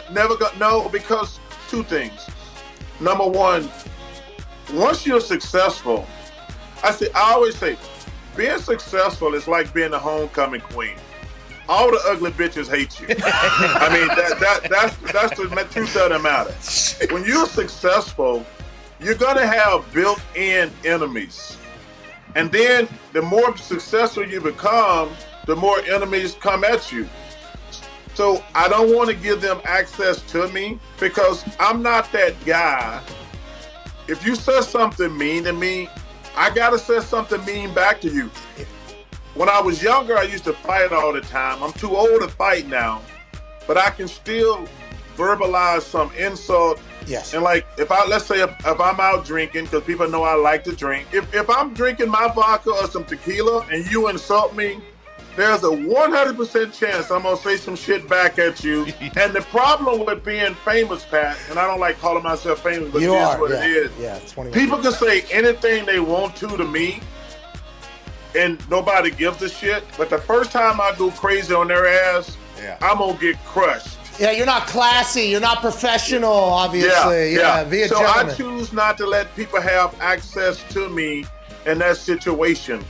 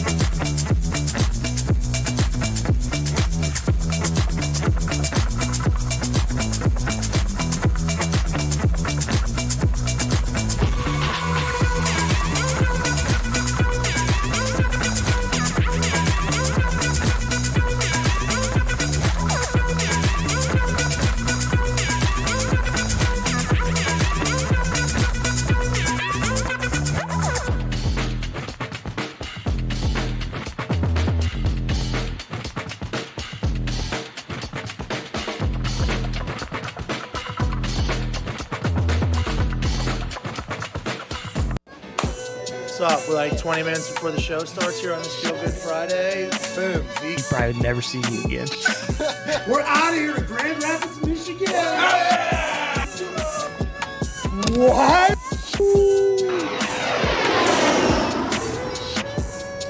Hello, Grand Rapids.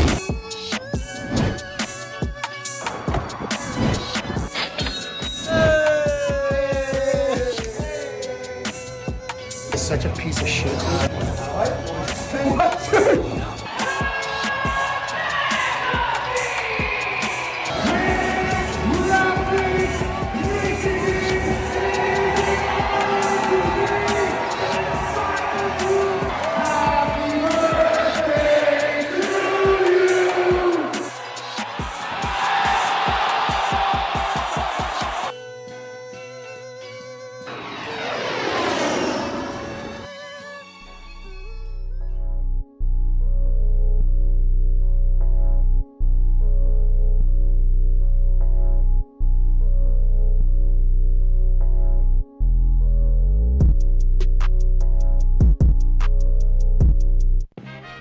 Five-Hour Energy gives you the alert, energized feeling you need to get in the zone and stay in the zone all the way through the 49-day countdown to NFL football. Hell yeah. Go to 5-Hour Energy's website to find over 15 flavors to choose from, with flavors like watermelon, tropical burst, blue raspberry, peach mango, and more. There's a flavor for everyone. You can use promo code McAfee to receive 10% off your order at 5hourenergy.com. McAfee at 5hourenergy.com for 10% off. Shout out to 5-Hour Energy for being the energy shot that gets us from A to B, A being home, tired, B to home, Jack. Hell yeah. Hey, it was a long night last night. Long show. I was up late. Woke up a little early, a little tired today, but got a workout in, got a pump in, got excited. Felt like I was AJ fucking Hawkins. You know what I mean? Didn't you post a climber pic this morning? No, that was last night. I was on Stairmaster. I'm boxing in the mornings, Stairmastering in the evenings. I've been going. I feel really good where I'm at right now. I feel very, very good where I'm at. Yeah. Knee feels good, too. Hey, that 28 miles walking around Tahoe, I think, like, woke it up almost. Like, got it back in there, and it's like, hey, we're all good to go, man. I feel great going into SummerSlam next Saturday. Yeah, well, just don't be swinging any golf clubs with barefoot on turf. Is that what happened? Well. No. Oh, no, your Jordans. Yeah. Air Forces Mm-hmm. on cement. Yes. Full golf swing. Was giving myself basically a knee lock. I was putting myself in the sharpshooter. Yeah. Over and over again. And then I woke up the next day. I was like, oh, I certainly tweaked something in here and it's very swollen. And we got back. We're good. The knee's good. A little bit older. The only thing I'm worried about, AJ, is this tan that I got and earned last week. It is dissipating quickly. Oh, it happens. Yeah, I'm a little bit worried about it. I might have to just go cook myself, I guess, for the next week and a half or so to keep this tan going because it's SummerSlam. I should be tanned and toned. You know what I mean, AJ? Why don't you try a different spray tan place? It's kind of scared me out for that full body fungus thing. Saturday is supposed to be very nice. You can do a full day of tanning. Yeah, sit out in the Indiana sun just like this. I'm prepared Put for oil summer. on. What's that, pal? I will, like, maybe put a little shiny thing on it, too. Like a reflector, put the oil on it. Maybe I just stand in a... You know how a flower has that thing in the middle and then the petals are all around it? Yep. Sure. Maybe I just stand and I have, like, a flower, like 80% of a flower. And I just stand in the middle of it, and it's just sun off reflectors right on my body cooking me. That should work. All right. We're back. Do it all day Saturday. Never mind. I'm not worried about shit then. If we got that figured out. Dan Orlovsky obviously not able to connect with us because he's drunker than his Wi-Fi. This fucking guy. No, I think there's massive storms going through the northeast, so we hope everything's okay, by the way. There were storms going through South Kakalaka yesterday that actually flooded a city. Yeah. There's record-breaking heat and droughts in other places. Hey, we hope everybody's okay. Good luck out there. Hey, I got an idea. Go ahead. For your costume, for your big program that you have coming up here at that live premium event or whatever. The program is happening now. What? The program is currently happening. We're in it. For the pinnacle of the program that is coming up July 30th? Saturday, Nashville, Tennessee. SummerSlam. Nissan Stadium. What? So just go keep your old your old classic beater on, get a heavy dark spray tan, so then all of a sudden in the middle of your program, oh no, he ripped my beater off, and you have a sweet farmer's, like super defined farmer's beater tan. No, it's a tank top. I appreciate you've seen it in person, you've touched it, so the fact that you continue to call it a beater is very disrespectful. But is that really? Is it? Yes. Are you kidding me? Yes. Okay. What are you talking about? What are you? This ain't selling meth. Yeah, that's some couth. All right, this is. Oh, okay. What are you saying about people that wear beaters? I don't say exactly anything. what the fuck I just said. Exactly what I just said. Okay, I'll stand by it too. This is a T-top. All right, the T-top is vastly different operation than the beater that you were referring to. Right. Now, You're right. people wear them, under stuff and maybe at home to kind of relax. I get that, but those who are a full beater outfit. That's normally much different than what the tank top's giving off. Yeah, you see a beater in public. Yikes. That's a Kid Rock fan. Sure. You see a beater in public, they're listening to Kid I mean, Rock. there's a chance. Yeah. There's a chance. Pretty good chance. There's a pretty good chance. Let's go to the fun. By the way, Kid Rock's got Yeah. You kidding me? All Song of summer long? SummerSlam, doesn't he? Yeah. Shake Dahn. Oh, yeah. What? Forgot about that. Yeah. He's the face. Song of Summer. Walkout music? Official title track. Yeah, he has all the music, No, actually. SummerSlam. No. Kid Rock. Kid Rock. Did I miss this? Huh? Did I miss something? What happened? It happened on SmackDown. I know that. It came out of nowhere live on air. Yeah. And while I was hearing it for the first time, I literally look at Cole. I go, Kid Rock. And he goes, official song of SummerSlam. Yeah. Banger. And I never heard it before. It was Shakedown. I'm like, oh, geez, all right. Okay. Wait, they're not using We the People? No, it's a Shakedown. I don't think it's the We the People one. Why? I mean, Kid Rock is going to run for president someday. Yes. Right? I mean, that's going to happen. AJ's hoping. Let's go to the fence. Let's go. How old is it? Old enough. I don't know. They were really trying to kill him, though, whenever they posted the photo that he grew up in and everything like that. State. They were. I mean, he was trying to kill himself, obviously, with the things he was saying while he was boozed up into microphones. That was just like, oh, okay, yeah, that doesn't happen anymore, Kid Rock. That can't happen. Boom. Then they show his house. They're like, oh, this guy thinks he's so. They show his house he grew up. They try to get at him, and then his fans were like, is he still going to be singing? Is Bar with the Bar still on the set list? That's what that's. Yeah, I'll be there. Yeah. Kid Rock, I'm uncancelable. How come? Because my name is Kid.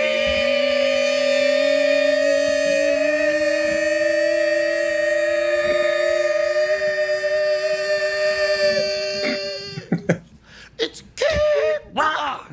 Also, anything that bad that comes out of his mouth, that's not Bob. Oh, that's Kid Rock. hey, That's Kid. He's gonna be there, bro. He built a sweet house in Nashville. He's gonna be there watching your program. Yeah, he has a bar in Nashville too, I guess, that the line is just all the way down all of Broadway every evening.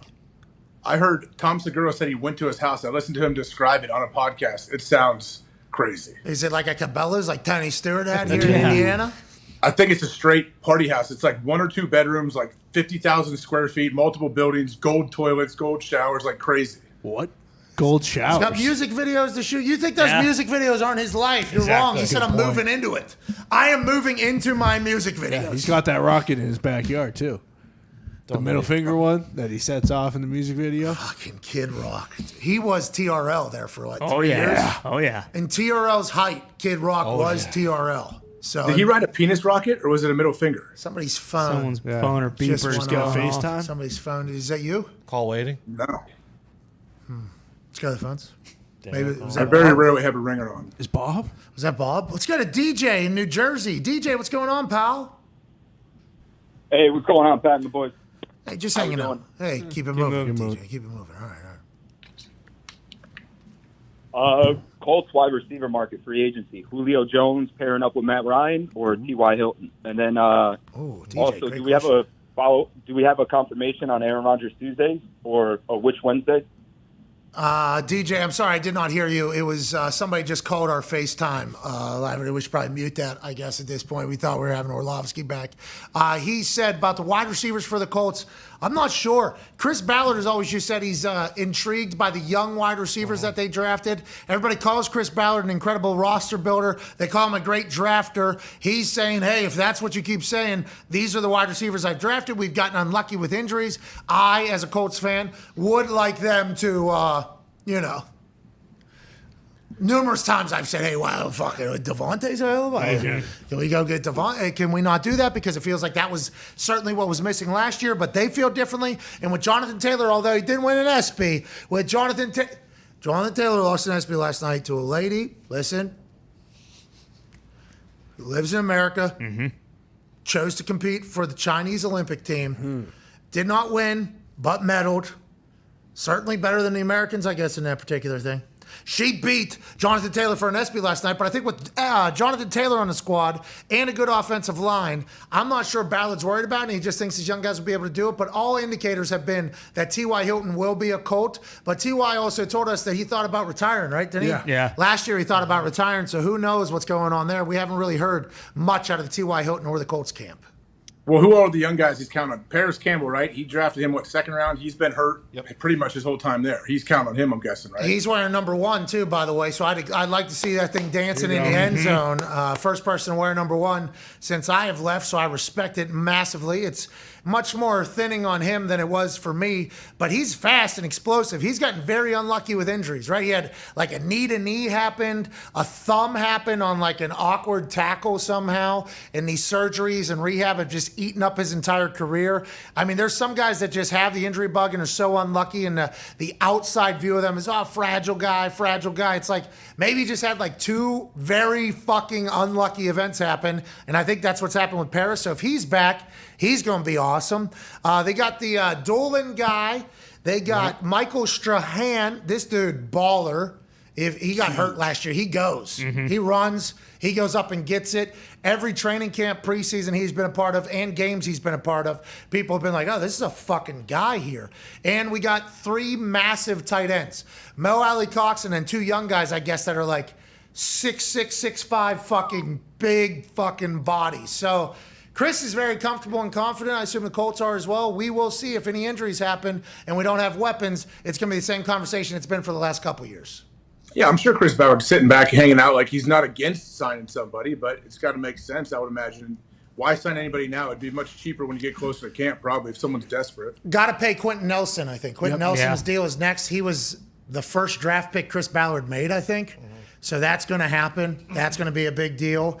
And Chris Ballard's been we pay our guys. Yeah. Except for the quarterback position. We'll fucking pay anybody if you come win some games. They still got Pittman and Pierce who came out. Pittman. I forgot about Pittman. And Pierce is going to be a dog. Pittman, Pierce, and Paris Campbell are listed number 1 on the depth chart. Here we go. Lost Pascal. I'm surprised you're not upset over the fact that Jonathan Taylor is the 4th highest rated running back in Madden this year. Okay, let's dive into it. Who gives a fuck? This has been Thank you. AJ, this has been a problem for me. It's everywhere. It's everywhere. And the players. It's not everywhere. It is. It is. You're in a flooded town in South Carolina. You don't open your phone. You have no idea what's going on. You got to remove yourself then. If it it's my upsets job. you got to remove yourself. On Twitter, it's everywhere. It's literally it's everywhere because it's the only thing to talk about aside from the ESPYs and Sky beating the Storm yesterday in the WNBA. Is baseball back? It is back today. Okay, there's baseball games, but this Madden rating thing is perfectly timed drop by Madden. Really not much else going on in the world. And these welcome to the modern world. These younger athletes and younger guys in the NFL truly care because I think a lot more of them play than maybe in the past. There was always people that played games, always people that were video gamers, but I think now it's at like a 75, 80 to 85% range as opposed to in the past where it may be like 30 to 40% of the guys playing. Also, your clout with your friends and on the internet, when your score is a terrible score, you immediately see feedback from people calling you trash that you could fucking smoke. And it's just like a contract just got released where you see somebody else is getting paid more than you and you're better than them, you get pissed off. When you see a rating drop come and you know you're better than the person, you get pissed off. It's just like a whole different world now than it was maybe 10 years ago, but people are fucking not happy about it. And I don't know if Madden cares because they don't make the game better, right? No, never. They don't get the game better. Nope. It's kind of the same copy every single year, I think is what people say Oh, yeah. about the Madden. But some of their rating I was one of the first people to tell them to fuck off because of how they had me rated. Because they had like me at a throw one, like maybe year 2 or year 3. I was not a good punter at the time, but they had like my throwing at like 12 or 13 or something. My speed was at like a 10. My strength was at like a 4. And I don't play video games, but wait, out of what? 10 out of 100? Yes. 99. Yeah. Your speed. My speed was very low. Very, very, very. So they didn't. So yeah, they just mailed it in. Did they not even watch anything or what? Well, that's what I said. But then I have like a lot of friends that play fucking Madden, and I'm on the internet, and a lot of people play Madden, and these motherfuckers are just talking to me as if I'm a 12 speed having motherfucker, you know, like that is the Bible. Like this is how it is. So after the amount of heat that I got from friends and family with Madden rating, and then Madden was in the building, and they're like, hey, we got you guys copy of the game, got you a picture of you in the game. I was like, hey, fuck off. How about that? How about I don't want to be in your game. I don't want to be in your game. Right directly to the people. They're like, why? I'm like, have you ever seen me throw a football? No. Have you ever seen me run? Have you ever seen me lit? What are you guys just making up arbitrary scores just by what? And they're like, well, our adjudicators really take this job serious. We try to make it as mostly accurate as possible. I'm like, yeah, I know you guys are trying to say that, and you say that publicly to people. So all the people publicly are putting a lot of like respect in your judgments. So whenever you say, I'm an unathletic fucking slob, it's tough to go home and hang out with my friends.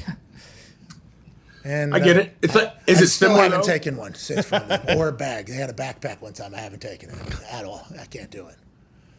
Is it similar, Pat, do you think, to when they pop up like the starting lineups for a Sunday night game and it shows their ranking on the PFF ranking? This guy's a 25 out of 150 ranked like offensive guards. Like that absolutely sticks, and people are like, oh, this guy's terrible. I thought he was good. And the guy could be a superstar, but say there's a glitch and they mess up the graphic. Then there's many people that think this guy's garbage just because of that. So, and not only just a glitch in the graphic, but what if the PFF ranking is not right because they don't know exactly what the scheme is that they're playing? Now, I'm not blaming them of that. That is an easy shot at the Pro Football Focus people. They watch more film and do more scouting, I think, than anybody else. So I don't want to bury them. I think they do have a purpose.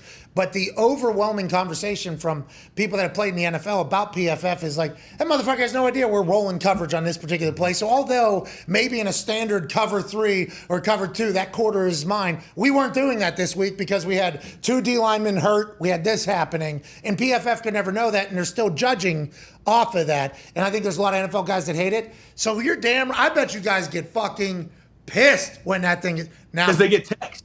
Yeah. They get texts from their parents, from their grandparents, from their buddies, their cousins that they haven't heard from. Like, hey man, what's going on with this? What, you're ranked. You're almost the last ranked guard at that in your position. Like, what are you doing out there, man? Yeah, and I think that's what Madden does, just in a much more every single day. We're talking about it. That's all that matters. We're talking about it. Well, yeah. Well, we are a part of the problem. Well, no. Look at us. They want. How about a moment of silence for us not being a part of the problem? Because now we are a part of the problem. There we go. We never talked about anything that was a part of the problem. Ever. Here we are, giving validation to people that aren't football people. Is this a prayer? Did you close your eyes and are you looking at God? It sounds like a prayer, though. It's a eulogy. Yeah. Oh, okay. It's a eulogy. Doofus. Son of a bitch. Moment of silence. You made it clear early for that. Every time. This is the first time we've done it. This is the first time we've ever done it. You guys weren't praying? I am. I was kind of, every eulogy though, I do pray. I'm praying. I was praying for forgiveness because we're now part of the problem. I was not praying for victory because God willing we shall. Yeah.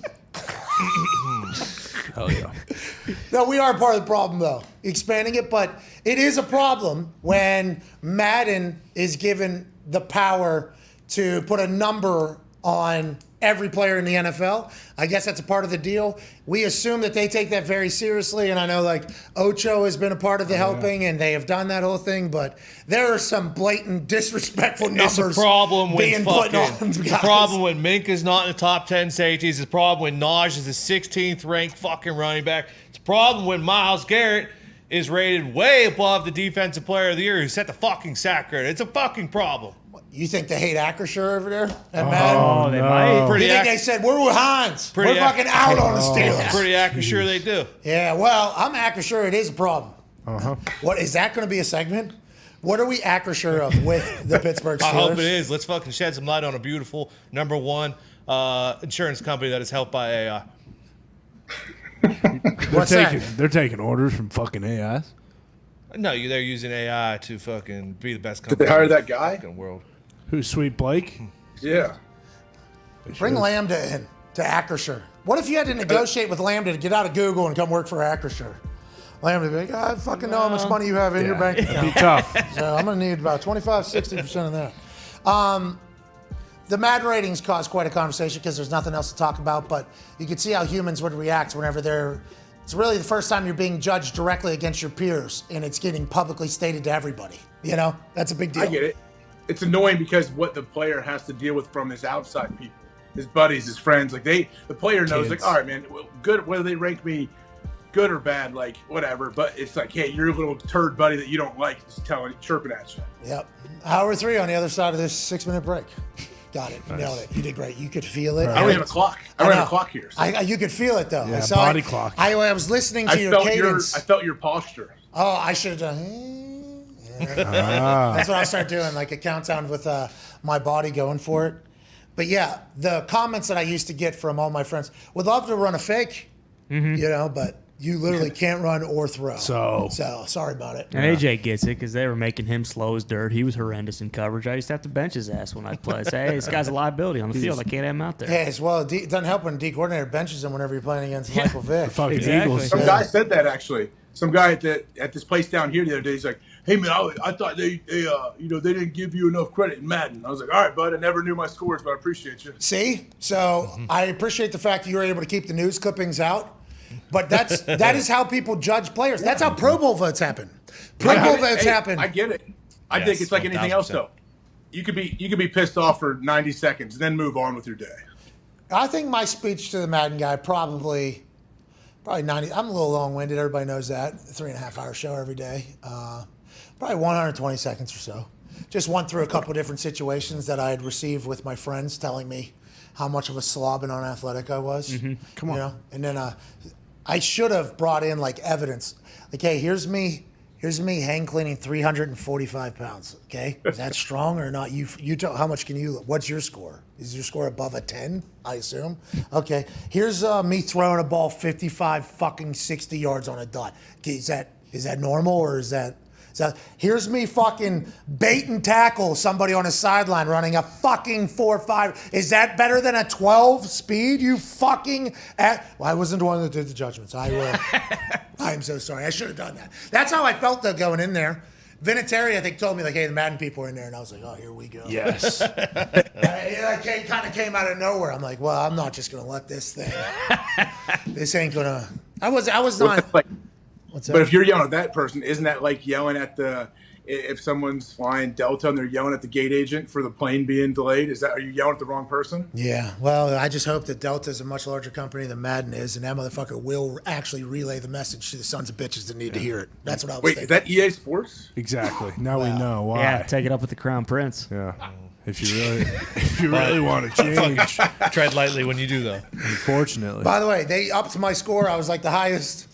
I was like a 93 or 94 my last year, I think. AJ Hawk was a 94 in Madden 09. Wow. Oh, he was 94. What was mine? Was I 91? Was I in the 90s?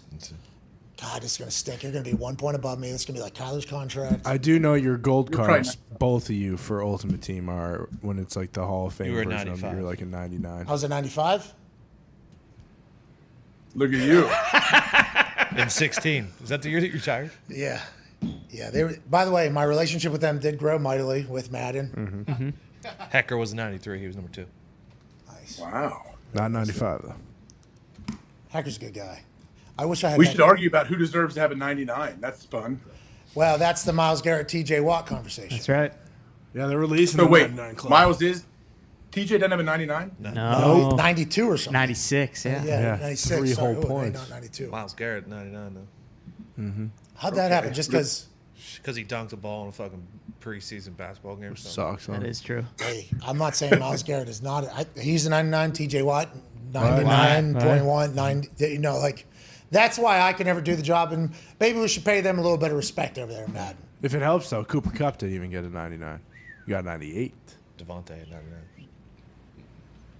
He's 99. Cooper Kupp won the Triple Crown. They won't give a hundo? What if somebody just shows up? Is Arch Manning the first hundo when he shows up? I never do 100. It's up to 99. It's like the 99 club. Yeah, I know. But like, Someone will get 100. They First can't, whole lineman they this year. can't do it. No, the only 100 rating ever in Madden was Devin Hester's speed in like Madden 08. So there was 100. But no, overall, sorry. Yeah. Precedent. Some of the strengths and speed and acceleration are high. Overall, they don't go there. Tim Tebow, if he would have made squad, would have got a hundo. Maybe. I think he was 100 in NCAA. I think he was 100 in leadership too. Yeah. All right, let's get to a break. We'll be back in 2 minutes. Would you be more upset, Pat, if they made you like a disgusting fat body on there? Well, they did. What Yeah, don't worry about that. They do that too. NCAA, which I was. So, like, NCAA, they had me as an offensive lineman on that thing. 40 offensive lineman. They had a little respect for my power, I think, which I appreciate. The Madden one, though, they made me a slob, and that was terrible. Basically, Madden was like, why is person on team? We don't know. And I was like that the first couple of years, so I can't respect it. But I did get better, and my Madden score did reflect that. And that's kind of the thing, right? Like, as you get older, the ratings go on. Oh, yeah. People get very pissed off about it, though. And ultimately, in the end, doesn't matter. Nope. You know, because believe it or not, your Madden sim is not going to tell the outcome of a game that's about to happen. No, it's not. That's right. Because these are humans, not video game players. They're not just numbers. They are day-to-day emotions. They are soreness. They are humans, and they aren't always going to show up at 99. But their 87 is going to have to be fucking better than the person across from them. There it is. Well said. We're back in 35 seconds. Goodbye.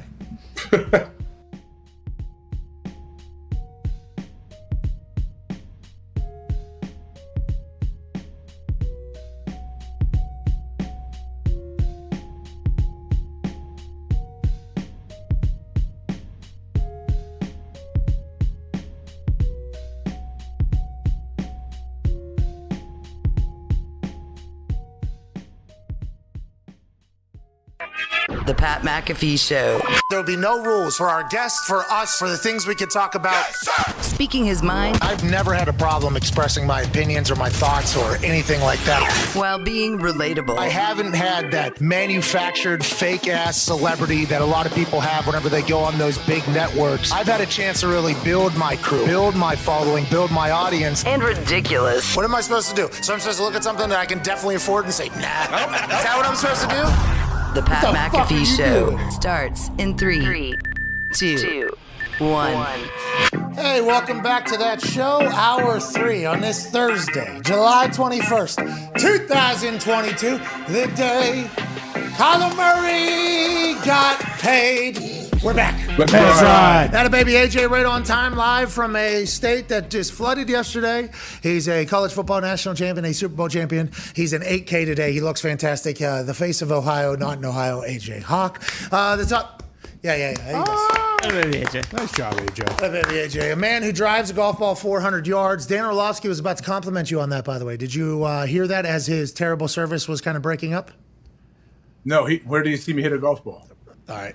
Talk to Table is here at Ty Schmidt at Boston. Does Dane have the internet other than football? True, we don't know. He is blinders on. I thought his timeline is just football. Well, it might be, but they didn't put you on him. He didn't put him on NBC. No, I didn't put him on NBC. What's that all about? Why do you think they didn't put you on the coverage at NBC? For what? For the American Century Championship. Oh, I don't. Did they not put it on NBC? What was the little clip? What's the close to the pin thing? Oh, yeah, they did put that on NBC. Yeah, that's right. That is what he saw. That is exactly what he said. It's hard to imagine this guy getting a club around his body. Intimidating force. An intimidating force. Did you change your costume that day?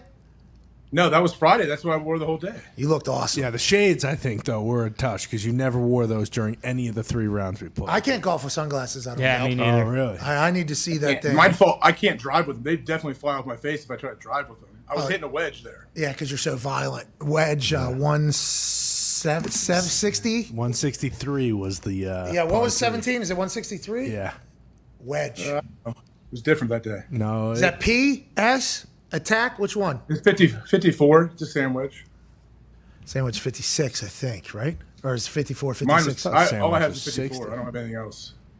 And you hit that thing anywhere from 120 yards to 220 yards? No, my wedges don't go that far, but out there I could hit it. 160. This guy. I can hit it 160. Never probably. hit it straight. Do you know what a normal human hits a fucking wedge? It sounds like you have no idea. Is everything Half of okay that. in the back? Something all right? What? No, I was looking at Colin Cowherd. The TV was on mute. Someone had it on. I was just seeing if they were there was rankings. I was wondering if there was more rankings going on. What are they ranking? What are they ranking right now? Top 10 quarterbacks according to Colin. Oh, fuck. Let's do this live. Which one?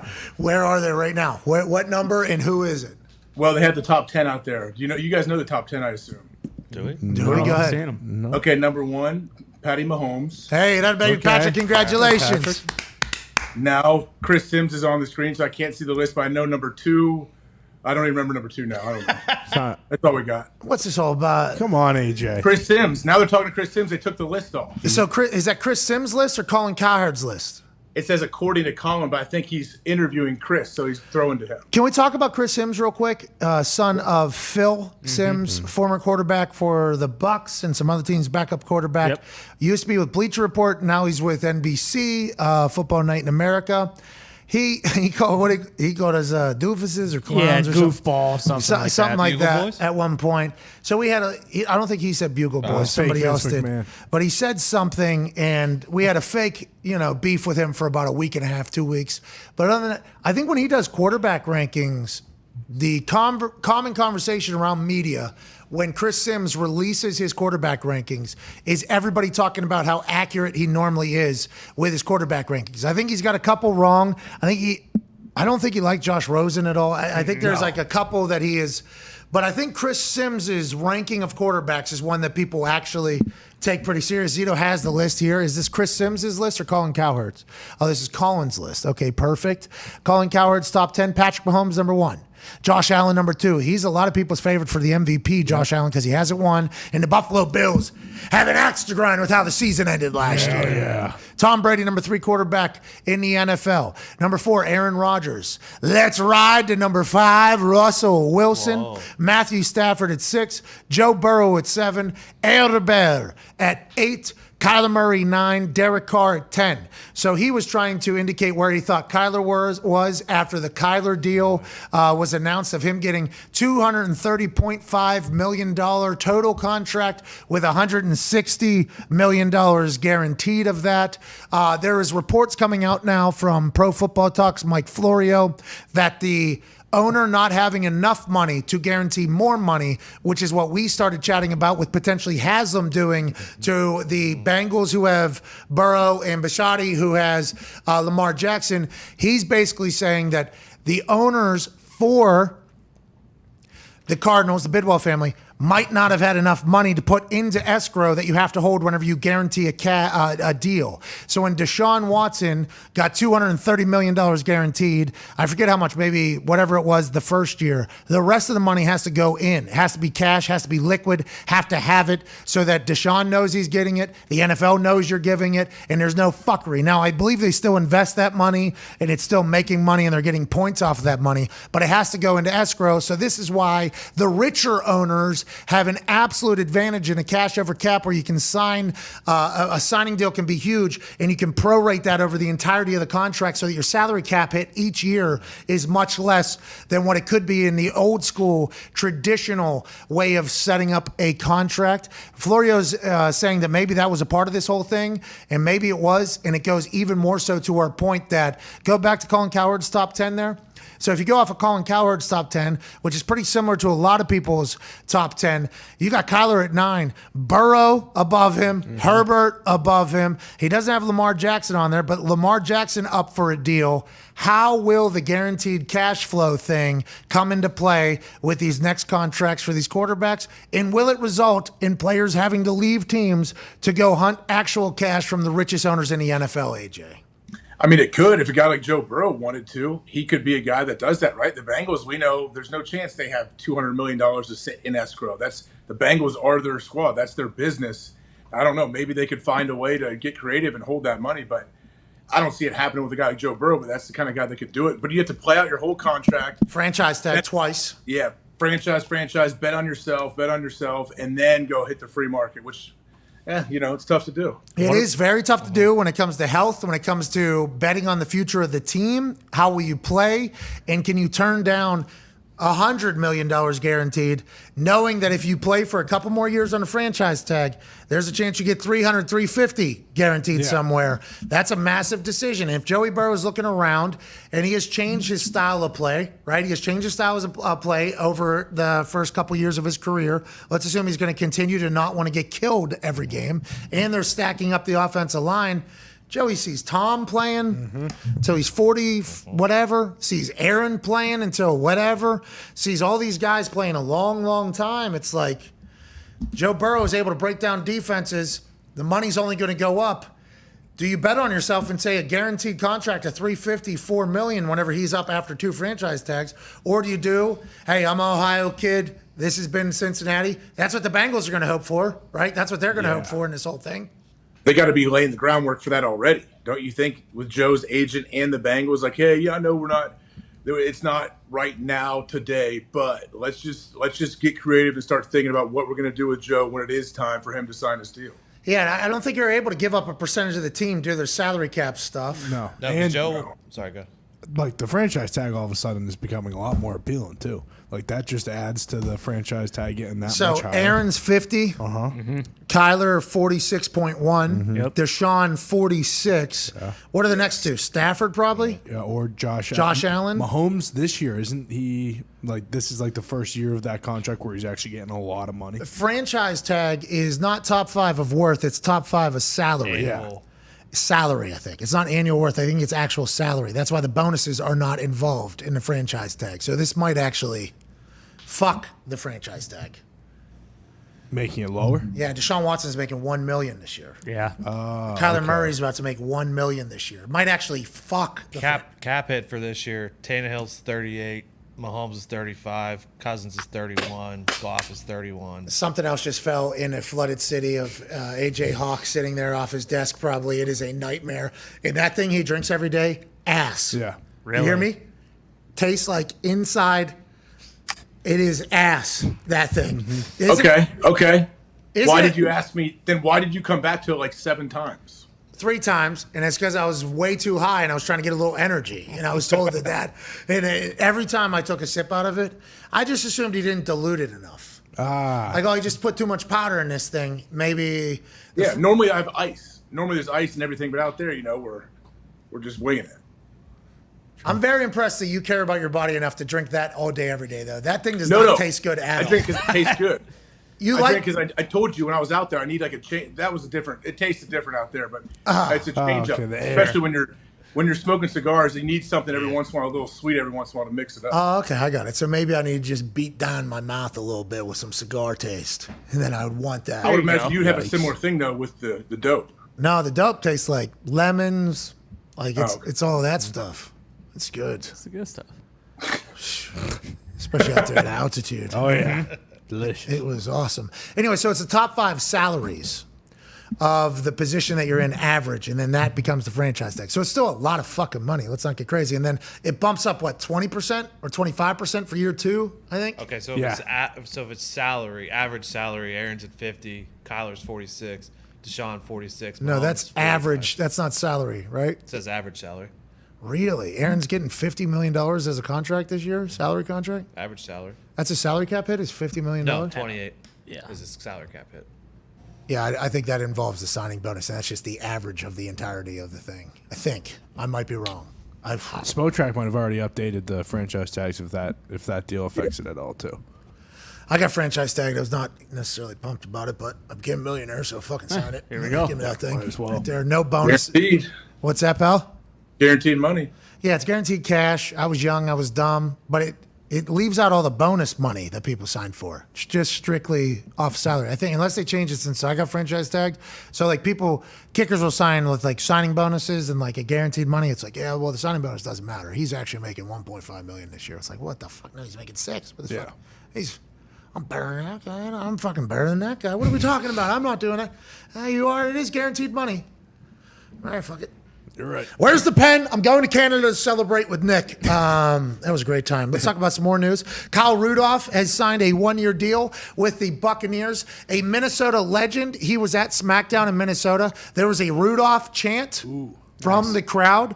Obviously, he played great for the Vikings for a long time. I don't know if he's from Minnesota originally. I'm not sure. Went to the Giants, didn't work out. Now he's with the Tampa Bay Buccaneers, who lost Rob Gronkowski. I think they still have Cam Brate, and they have all their weapons. Tom Brady reloading. Is this his final season? And are you happy for old Rudolph down there in Tampa Bay? Well, you would think it's Tom's last season, but I mean, probably not. I don't know. Depend whether he wins or he finds a way to get close and not win at all. I still could see Tom coming back if he stays healthy. But Rudolph, what a good signing!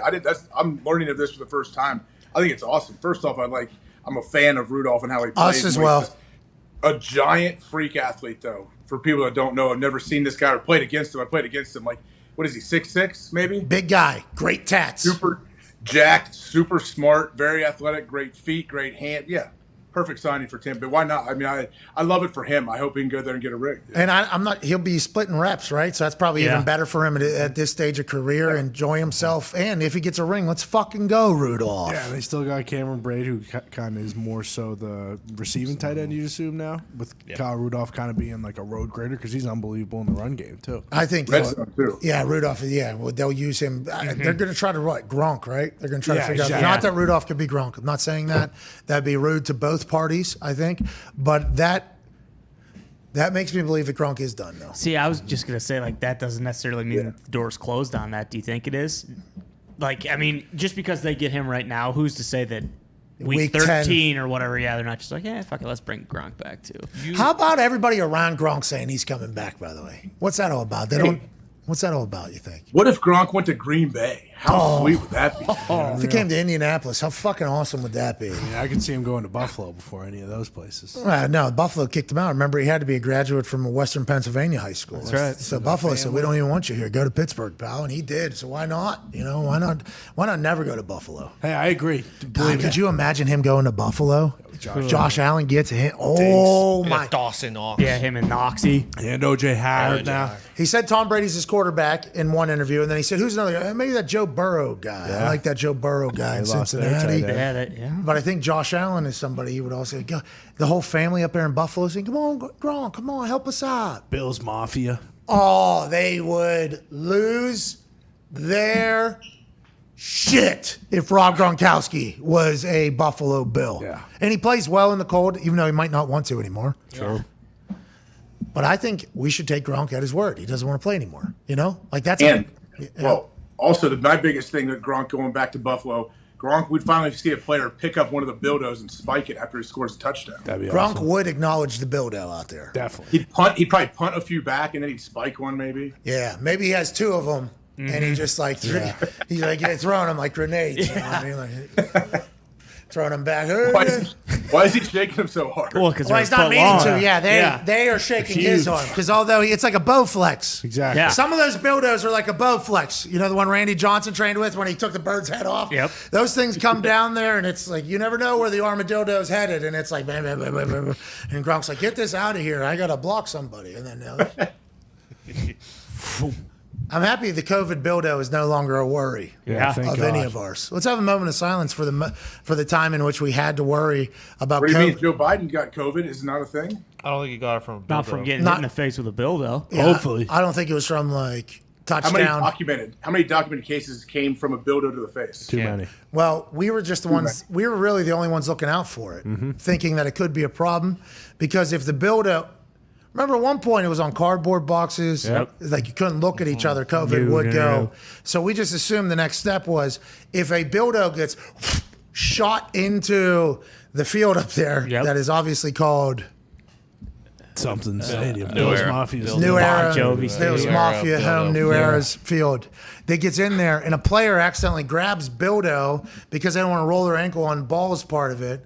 Or the shaft part of it. Right. Yeah. And they grab it and they don't wear gloves. They're old school. You know, maybe even with gloves, you never know because people lick the gloves and spit their gloves. A COVID-covered Bildo could have killed an NFL player. And we were really the only people that were talking about it for some time. It feels like that is no longer something that needs to be chatted about. So I'd like to give us a fucking way to go. Yeah. Tip of the cap. I like to give us an attaboy for looking out for things that nobody else is looking out for. Just like through the entire COVID thing, and obviously we're called a lot of the names by people that don't necessarily enjoy the show. We're the only ones that every time somebody got COVID, we said, We hope they survive. Yeah. And when are they going to be back? Everybody else was like, breaking news, out for 12 days. This player can't play next game. And it's like, well, do you care if they survive, or is this just becoming like a protocol tweet almost? It feels like you're thinking that there's no chance of death or no chance of something terrible happening. What are you minimalizing? Wait. Wow. What are you doing to COVID all of a sudden? We never did that, AJ, did we? From the jump, that's what I give you a lot of credit for that, because it's true. Everyone else reported it as like a football or a sports thing, like an injury. Oh, he's got upper body, he's going to be out 12 days. Like, no, like COVID is about COVID, not about how long the person's going to be out of the game. Hey, the reason why not playing is because there's a chance could spread to kill somebody. Yeah. How come we're not even talking about that? And, we got desensitized to it all. And when we look back on it, I think we'll have a much greater respect for how we covered it all. I think so. You know what I mean? I think we have a pretty healthy respect for how we covered it right now, but even more so, 5 years from now. And I like the way you used healthy there, because I feel like with the social distancing that we did, and we dove through the numbers more than anybody else. We did. Fucking good for us. How did we not win an Emmy, especially after watching some award show with the way we covered this? Yeah, whole and thing? a Pulitzer probably. Go ahead, Tone. I was thinking, since you said, could this be Tom's last year? Okay. There's a guy out there who's available for trade who's been Tom's backup before, who would provide some insurance this year in case Tom gets hurt, and then provide for the future. Blaine Gabbert is a dog. Bruce, that whole crew loves Blaine Gabbert.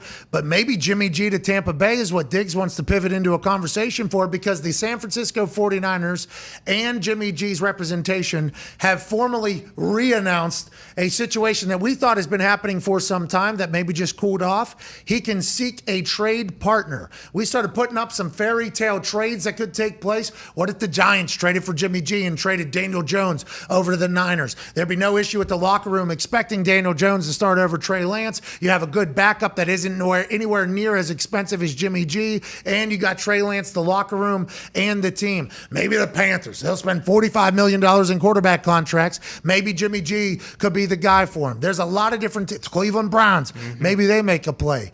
But all signs and roads lead to them having to cut Jimmy G. I don't know how they have any leverage other than people thinking that they want to get him before the Seattle Seahawks steal Jimmy G. But maybe Tampa Bay is a place that if he does get released, they kind of get into the ball game and say, hey, this is what we got. We'd like to have you here because our future is in doubt. That Jimmy G situation is very fascinating, and I wanted to ask Orlovsky's thoughts on it. What do you think happens, AJ? Because I don't think the Niners have any leverage at this point at all, especially since they've come out and said, like, hey, Trey Lance is the guy. So, you know what I mean? Like, I don't know what the leverage is there, AJ. I don't think they have much. I don't think they're going to be able to trade him. Like, I don't know what you do with as far as his health and his arm and everything, and then figuring out. That's why I think Seattle is a possibility, isn't it? Because he gets cut, Seattle can pick him up. They obviously won't trade him, Seattle, in the division. But the Tampa Bay thing, if Jimmy has options, though, let's say he could possibly go to Seattle, he could go to Tampa Bay. He would have, I don't know, don't you think he wants to play right away? I doubt Jimmy would choose to sit a year, but he would have to know that, have a really good feeling that Tom may be gone after a year if he does go to Tampa. Jimmy could only be a backup quarterback, by the way, to Tom, Aaron, you know? Jameis. Yeah. The Saints, you think the Saints are going to get in the game for Jimmy G? No, they already have too many quarterbacks, don't they? Do you agree with my take about the Niners not being able to bring Jimmy G back now because of the way everything has gone? Because team building, basically, like the guys have to know who the guy is. And if Trey Lance has a bad first quarter of the season, how do you stop the players in the locker room who know, like, just from going, hey, I don't know how many years I got left. This guy's not doing it. We got a guy in the building that we're fucking paying that's here every single day that everybody likes. Put him in there. I think that's a real thing, AJ. I believe it's a real thing. I might be wrong, though. I think you're 100% right, and it's also a real thing with the coaching staff. You know, coaches have their choices too, and who they want in the game. So I guarantee you, like D coordinator, defensive coaches, like they see whoever's in there and Trey, like they lose a couple games, they see a couple of 3 and outs, and they're looking over their guys, like they don't say anything, like, oh, I wonder what Jimmy's doing back there. Okay, here we are. How come we can't put, and this happened at the Colts, not at the quarterback position, which is obviously the most important position on a team, but at running back, we had Boom Heron. Oh, yeah. Fucking loved Boom. Loved him.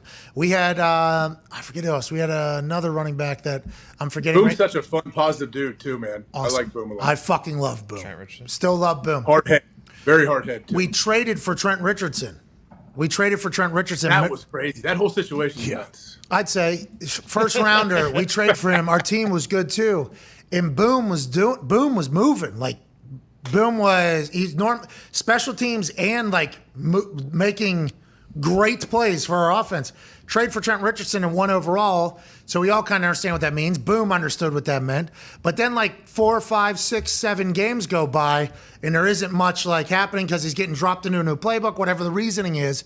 And everybody like, what the fuck? Can we not just go back to this guy? I understand he didn't draft him high or give up.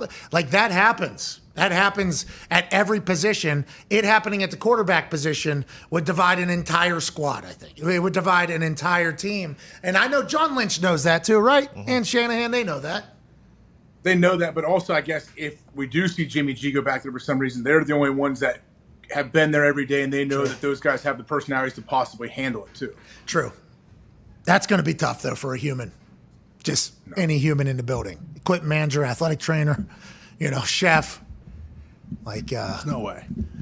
Just like a little, all it would take is one slide, like, hey, you should be in there. And then Jimmy just saying, yeah. I should. In front of somebody that is like a Trey guy. Mm-hmm. And then all of a sudden you got sparks. Boom. There it is. Right? Just easy as that. It just happens. Because everybody has egos. Everybody has feelings. And Jimmy G is the consummate professional, it has felt like through this whole process. Trey Lance has been it's handled it perfectly. And maybe after everything we've heard, maybe we're wrong. Maybe Lynch and Shanahan will come out and say, actually, we're going to give Jimmy G another year. Trey Lance will have another year of learning behind Jimmy G and they're off and running.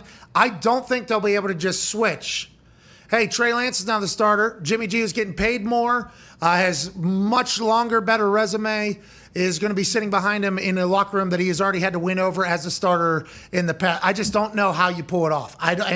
Maybe I'm too mentally weak and too dumb to figure it out. Can Jimmy go back to the Niners at this point? Like in his mind, you think? Yeah, because they've already pretty much said we're done with you. Yeah.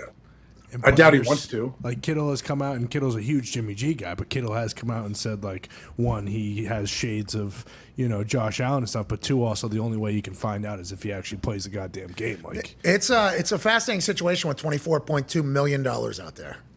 I mean, Jimmy wants to start. Hopefully his arm is okay. But who is Trey Lance's backup if Jimmy's not there? Well, that's why Nate Sudfeld. That's why, which he did go. Okay. That's right. Sudfeld can sling the rock. He can. And I assume Shanahan doesn't give a fuck.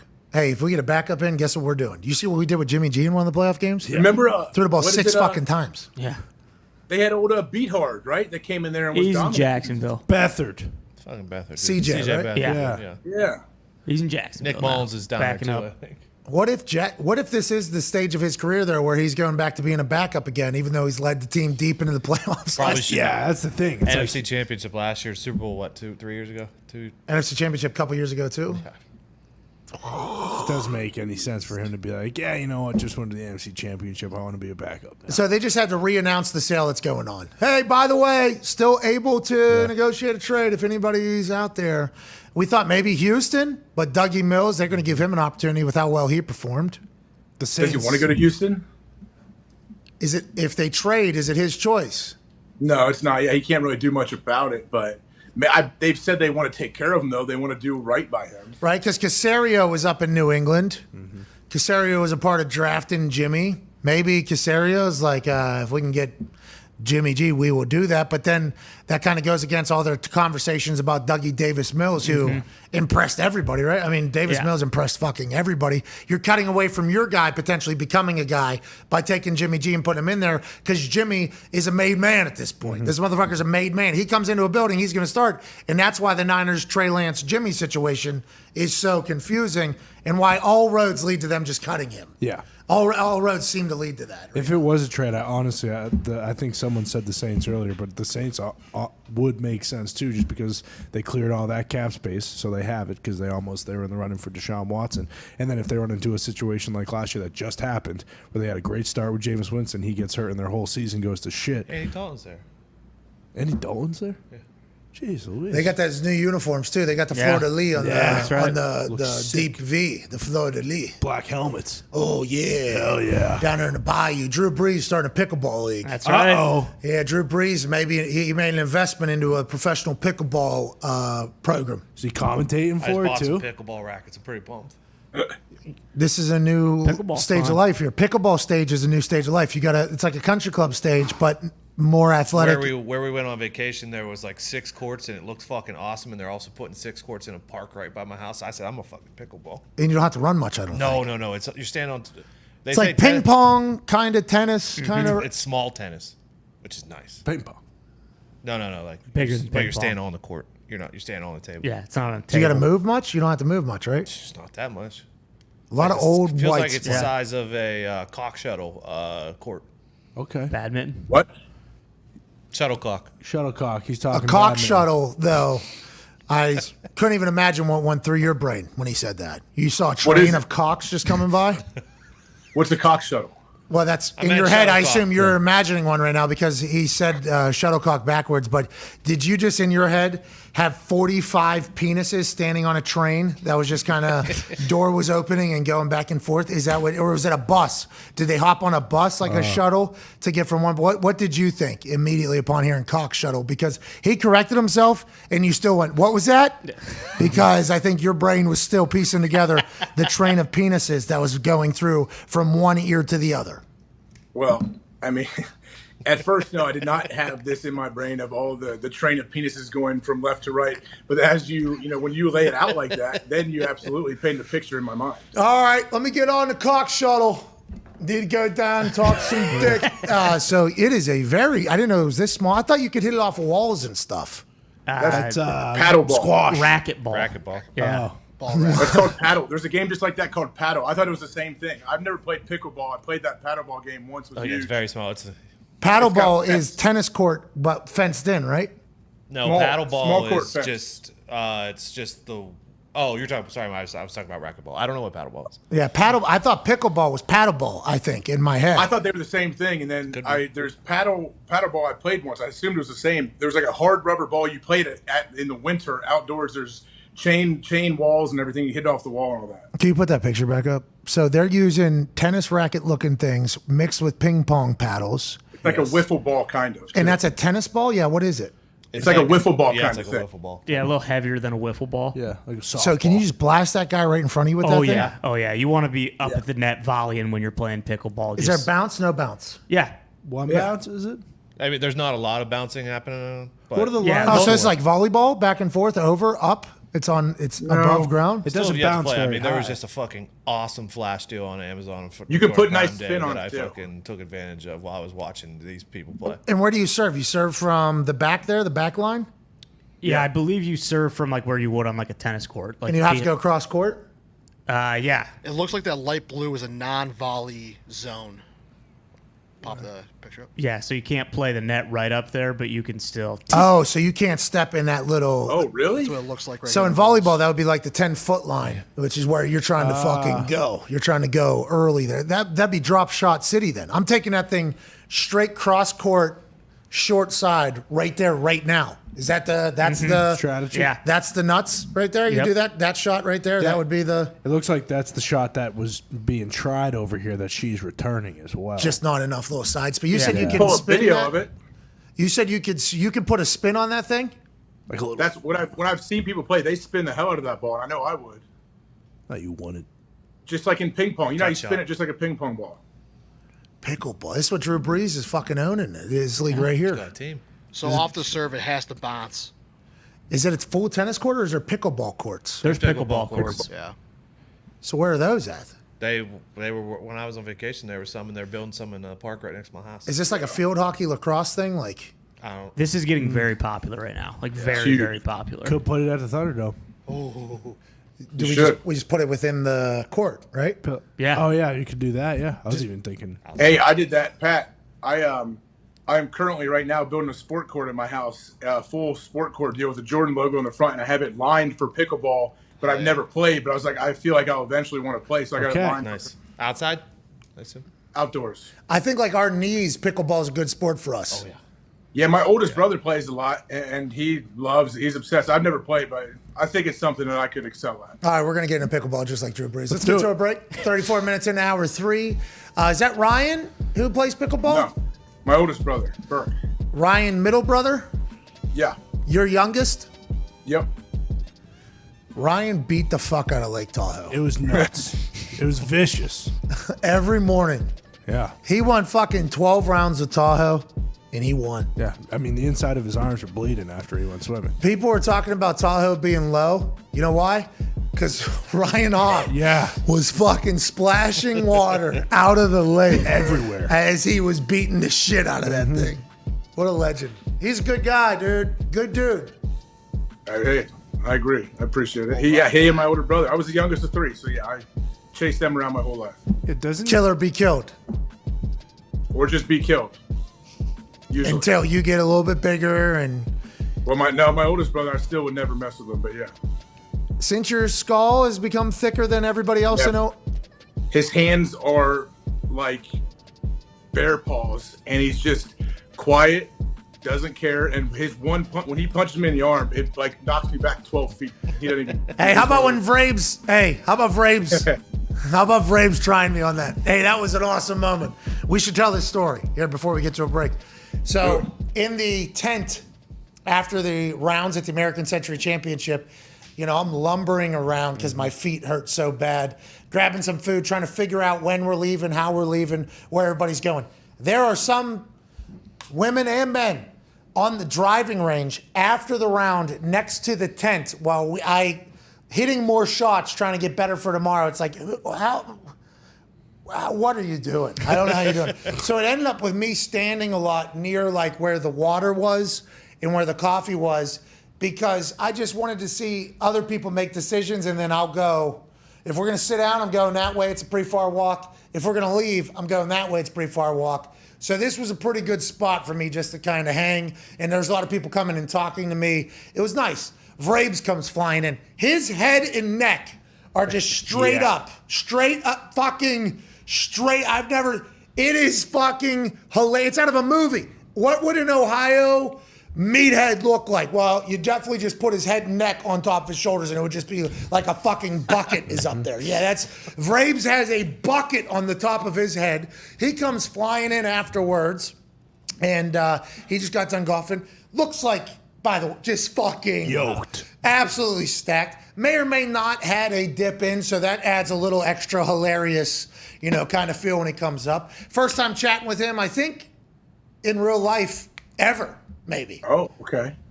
Maybe games. No, he's never coached when I was there. No.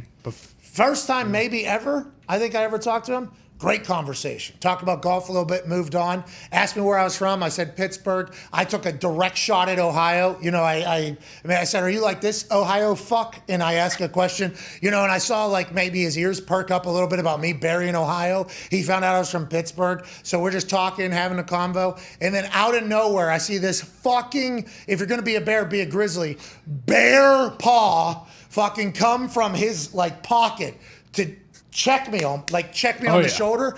And I'm obviously at a altitude that is higher than everybody else. But since the Oculus game, I saw said left bear paw coming. And in the moment, it was like time was standing still. I'm like, oh, he's trying me right now. This is going to be a thing. So I flex and lean in, and he wrapped his fucking arm from tit to shoulder blade, or wrapped his hand around my thing, and he tried to see, like if I was just going to get bodied by him. Stuck in there, didn't budge. Maybe a little bit of a rock. You okay? Like a full one of those. And then this conversation continued. I'm like, he would have judged me forever for what happened right there. Yeah. If I fucking fall down there, I don't think we're ever getting Vrabes on this show ever. You know what I mean? Like I felt that in the moment. Might have been wrong, might have been right. You were there, right, for that. He fucking took that thing. It was like he was getting off a block. He was trying to shed a block.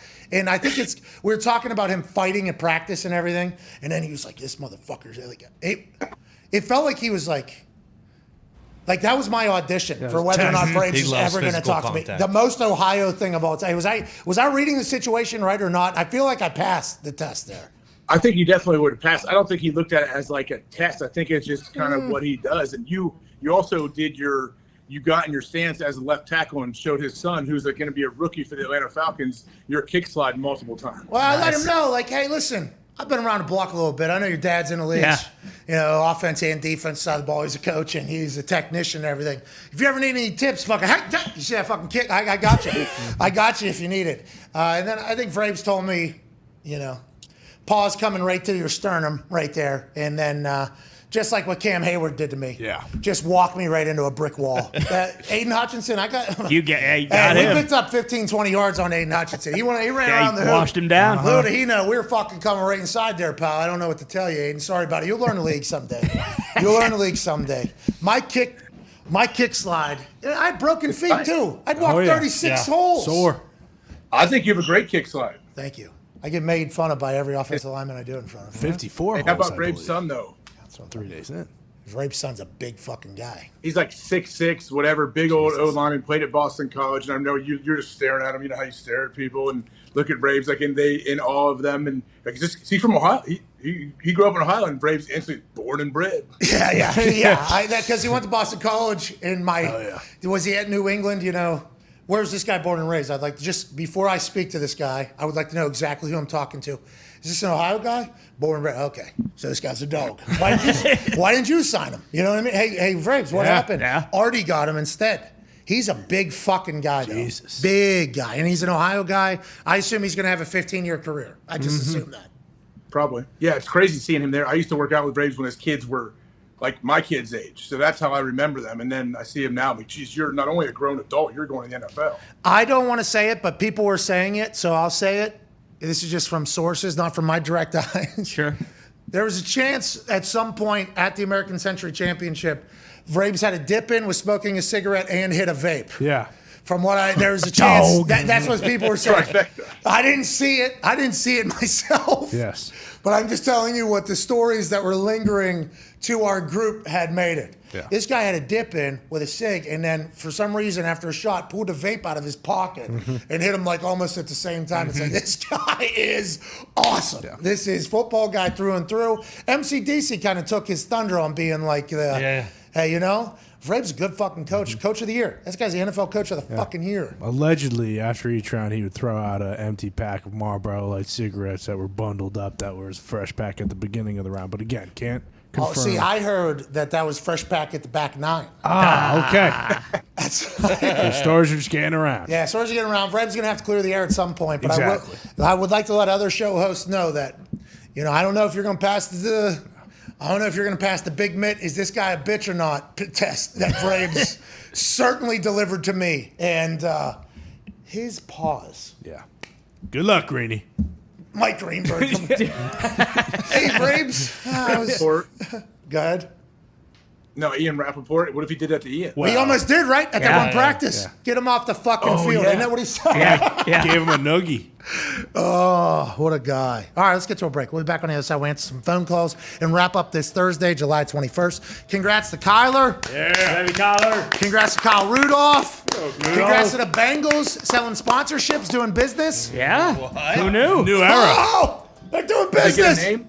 Are they naming the stadium? They're going to get a sponsor. Skyline Stadium. That's something Mike Brown said he would never do that because it honors his dad. So I guess it's probably, they know they need that money. It'll probably be Paul Brown Stadium presented by, right? Oh, that's perfect. Or like I saw the one was Acrissure's Paul Brown Stadium. Yeah. No, they can't. We already have it. Heinz's Paul Brown Stadium. Oh, shit. No, like one is like something field at Arrowhead Stadium. Got it. Oh, like Soldier Could we Field. get Yinzer Field, maybe? At Acrisure Stadium? I don't see why not. That's how it should be. Let's send an email. Anyways, they got $500 million in repairs they got to do to that stadium, so I guess putting a company on it isn't a bad idea when every other business does it, except for Lambeau and Soldier Field. Soldier, Lambeau, Paul Brown Stadiums, the only ones that aren't utilizing that as a 9-figure payday immediately. We love the troops. If you really want to. Little old school tradition. Lambeau will never change. Nope. Because they make $250 million a year just in the real estate around this stadium. And Lambeau's name is its own thing. Chicago probably going to whenever they. But we love the troops right now. We always do. Absolutely. Thank God you, bless 'em. troops. Well said. Back and forth. Phone calls on the other side. 1-833-4 McAfee. See you then. Bye.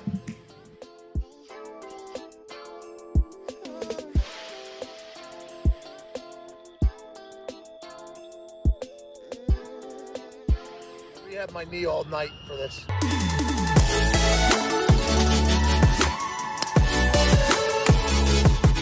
Oh my! Wow. Sheesh. He's not yet found his swing this morning.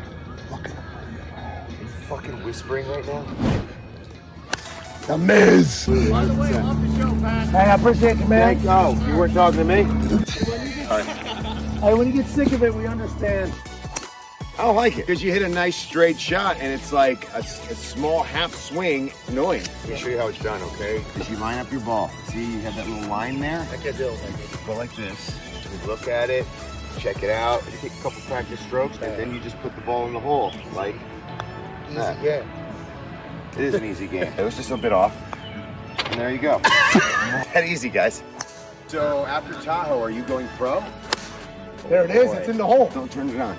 Don't turn it on. You don't want it. Don't want it. You got a nice little hat on. You got your sunglasses. You got your ones that aren't even out yet. Don't turn it on. You can hang out with your boy Aaron Rodgers all day. What was that? Don't 7? want it. Is that a 7? You don't want You don't want it. You don't want to turn it on. You don't want me to turn it on. You don't want me to flip the switch. Flip the switch off and wait till Tahoe. Till Tahoe, buddy. Wait till Tahoe. Maybe my knee will be at 80%. Maybe. Hell of a machine. It's 310J, dude. Oh, top of the line. That's when they were singing about being sexy. That's right. The 310J, when somebody saw it, they're like, that's sexy, and he was like, the country Yeah, music, you're you're right, right. it is. She thinks my tractor's sexy. Oh, look at that. Hell yeah. Hell yeah, dude. Hey, that's got a good cockpit in there. Yeah. Kind of looks like the Pope Mobile with all the glass around the top there, but it ain't no Pope Mobile because this one's fucking breaking grind. Hell yeah. Party in the front, business in the back, am I right? Well, I do believe we got business Business all on both sides. ends. That's right. Yeah, the plot down there in the front is, although a good time. It is a good time to get that thing going. Fun. Business is being handled, dude. Everyone's getting plotted. And then on the back side, you know, whenever you start cracking earth, Oh, yeah. oh my You god. need the excavator back there, the big dog.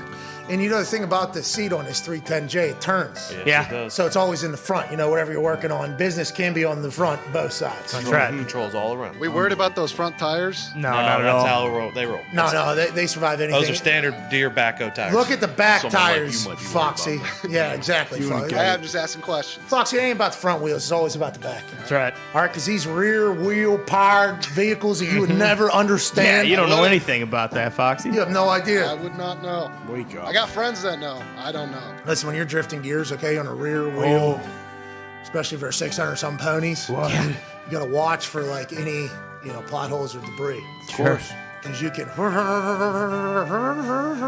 and then hit a tree. Because the back end kicks out. And then you won't drive that car ever again. Because how are you not supposed to drift it? And I guess, how are you not supposed to hit another tree? Yeah, right. That's my life. Doesn't have to be yours, though. Thank you, Andrew, for calling from the 310J. That's a beautiful piece of machinery. It is. Gorgeous. Take that thing another round. Oh, look at that thing prop itself up. Lift kit. That's why the wheels don't matter in the front, pal. Yeah.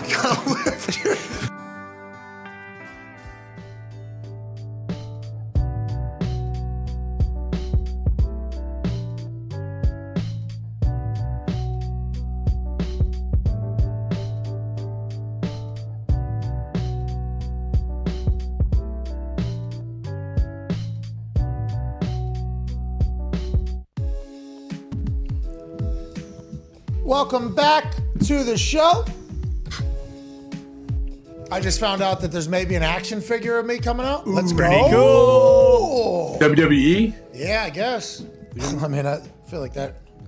I should have got a heads up about that. Well, are they going to make a character for 2K yet? They made the Logan Paul one? I have no idea. I mean, I think there's a lot of business discussions that Yeah. go into that, but also I am yoked up in this thing. That's a pretty good likeness. Hey, I'm very thankful for whoever decided to make that the thing. I got a black tank top on. I'm obviously yoked. A little chain on there. Jeez. Not a bad. Yeah. Good looking action figure. Yeah, it is. Look at me. Look at the traps. AJ.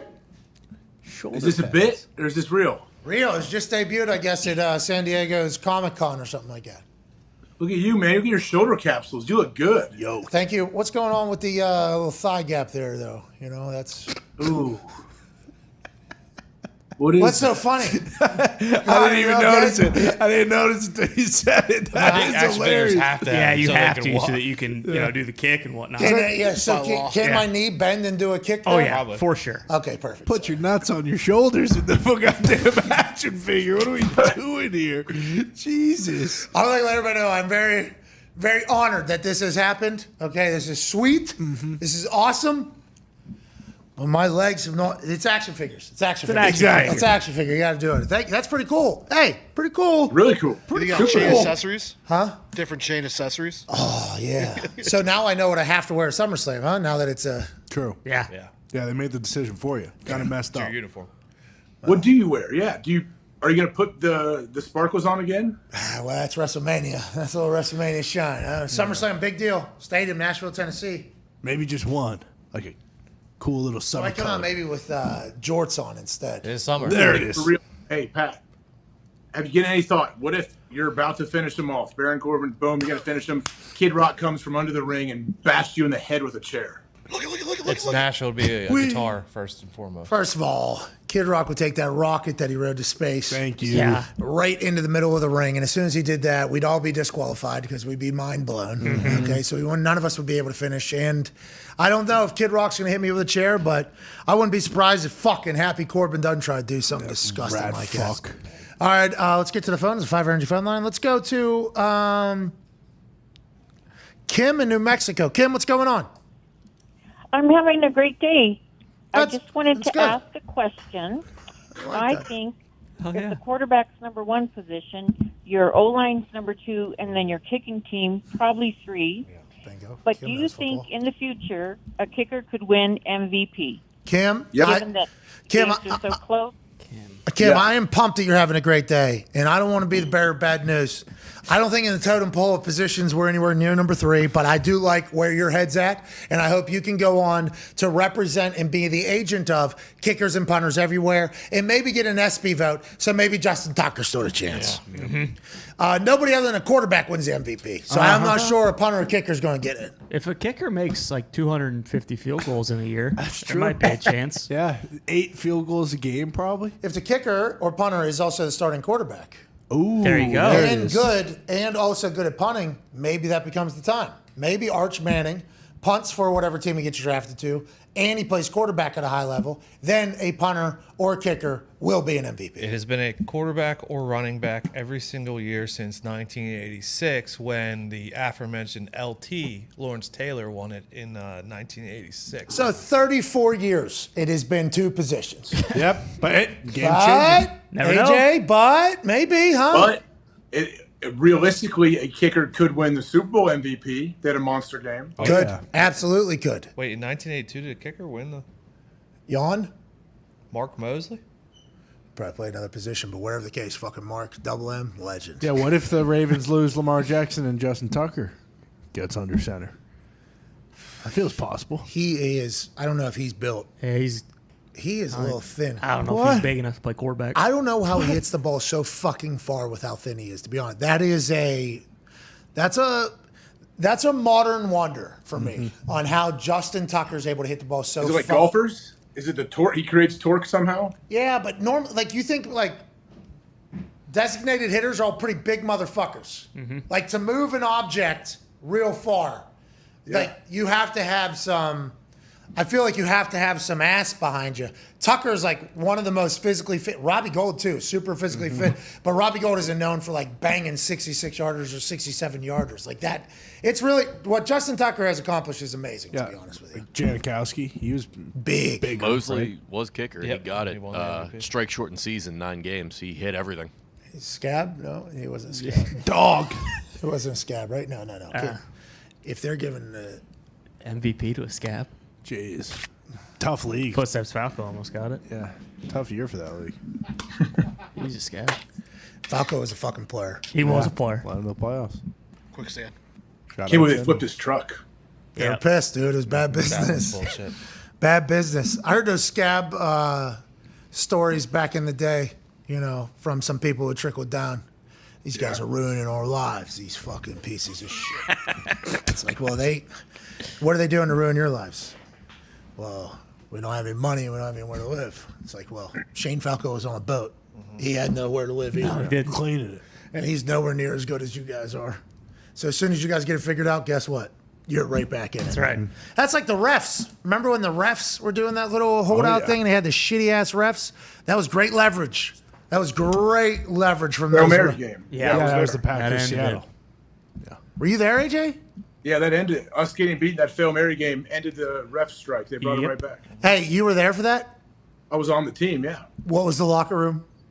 That was the one I think TJ tweeted afterwards and got a bunch of retweets and everything. Yep. I'd say pretty upset. They tried to get us back on the field to be there for the extra point when everyone already had their shoulder pads off. And you let them know that they could promptly go fuck themselves, Big Mike said? The refs that came in the locker room to try to get people back out, they were rude. Everyone wasn't super polite to them when they said we need to let Brave souls for going in there. Yeah. The NFL was telling them they have to. Yeah. For the good of the game. That was after the Minneapolis Miracle, remember? Thomas Morstead of the Saints was lined up in I think he was a shade. Yeah, I believe he was a shade in a 4-point because he was one of the only people who had pads on still to come out for the extra point after Stephon Diggs. They changed that rule, by the way. They have since changed that rule that doesn't have to happen anymore, which is good because you don't have to have the refs walk into the most devastating. Couldn't need 11. Couldn't need 11. Come on, boys. We'll be back tomorrow with some more bullshit. Chris Mad Dog Russo is on the other side of this 6-minute break. See you tomorrow. Bye. Let's go. That's 3 for 3. 3 for 3. Nailed it. Yeah, you hit it. What was that? You did it last hour. Yeah. Proud of you, AJ. Yeah, I'm proud of myself. Should be. What's vacation like? You guys miserable down there, or is there some good times? Everything you described: flood, poop on a boat, things falling around. Do you think this doesn't happen at home? I mean, it's all the same stuff that happens at home. It's just different spot. But yeah, it's fun. Oh, so you just pick it up and take it on the road. Hey, let's take the Hawk House on the road. Hell yeah. Yeah. But yeah, it's cool. Anytime you could take the kids to some garbage small thing 4 minutes away. If there's a pool there, that's the best vacation of their life. They don't care. So you chose Charleston? So why'd you go all the way to South Carolina? Well, because there's other stuff to do too. Like if it was my choice, I would. But we could just sneak into the Marriott indoor pool and not pay any money. Whoa! Marriott's on the hot seat. Okay. What they do? Well, I believe they're taking money from a certain place. No, unless it's a different spelling of Marriott. They got hotels all over the world. There's a lot of that conversation happening in my mentions, and obviously I directly called for it, I guess, with the high horsing segment. But that thing's going to continue to go. Oh yeah. Florio said, "What if Saudi Arabia wants to start another football league? The NFL will be in trouble." It's like, just give a guy $160 million guaranteed. There's guaranteed contracts. Seems like a little bit of a different situation than what was going on in the PGA, where they weren't paying anybody any guaranteed money and they weren't paying for travel or anything. But hey, maybe if Saudi Arabia wants to bring over like $50 billion and just start paying a bunch of guys to do a football league, I will not. By the way, won't love it that it's happening to the NFL. Love football, how the golf purists are feeling it.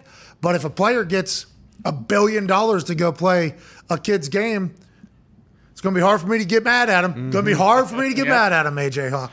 What if Saudi legit wants to start another basketball league or something? They could recruit some stars away. What about college basketball with NIL? Because if you have to be 1 year out, you got to go 1 year out of high school, right? What if they create just their own little G League thing? They could create that. They could create, that agent, because all those agencies were having those leagues, remember? The WME, whatever, Florida League for kids that don't want to go to college, come here, get like $250,000 and a Nike deal, and then you go in the NBA draft afterwards. That was starting to happen, relatively quickly. There's like 2 to 3 of them. That would be right? I mean, that's something that seems gettable.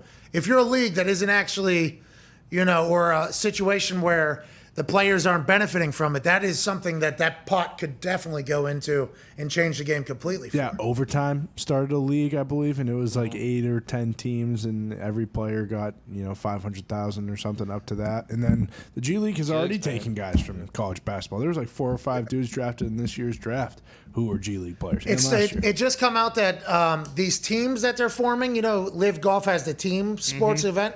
The players are getting like 25% ownership of these teams as well. What do you mean? How? So they're going to create these teams. So Darius Butler, I think it was D-Butt, who was the source that broke the internet on this one. He said his sources from Live are telling him that just like F1, this is a 5-year plan for Live where the teams will actually become meaningful, and like the team contest happening at the same time as the individual contest with sponsors and team names and merch and everything is the plan over the next 5 years for these golf teams to be created. That would mean there would be a draft, there would be a selection process, and the current players that are in Live are scheduled to allegedly get 25% of each individual team that they start and they're the captains of.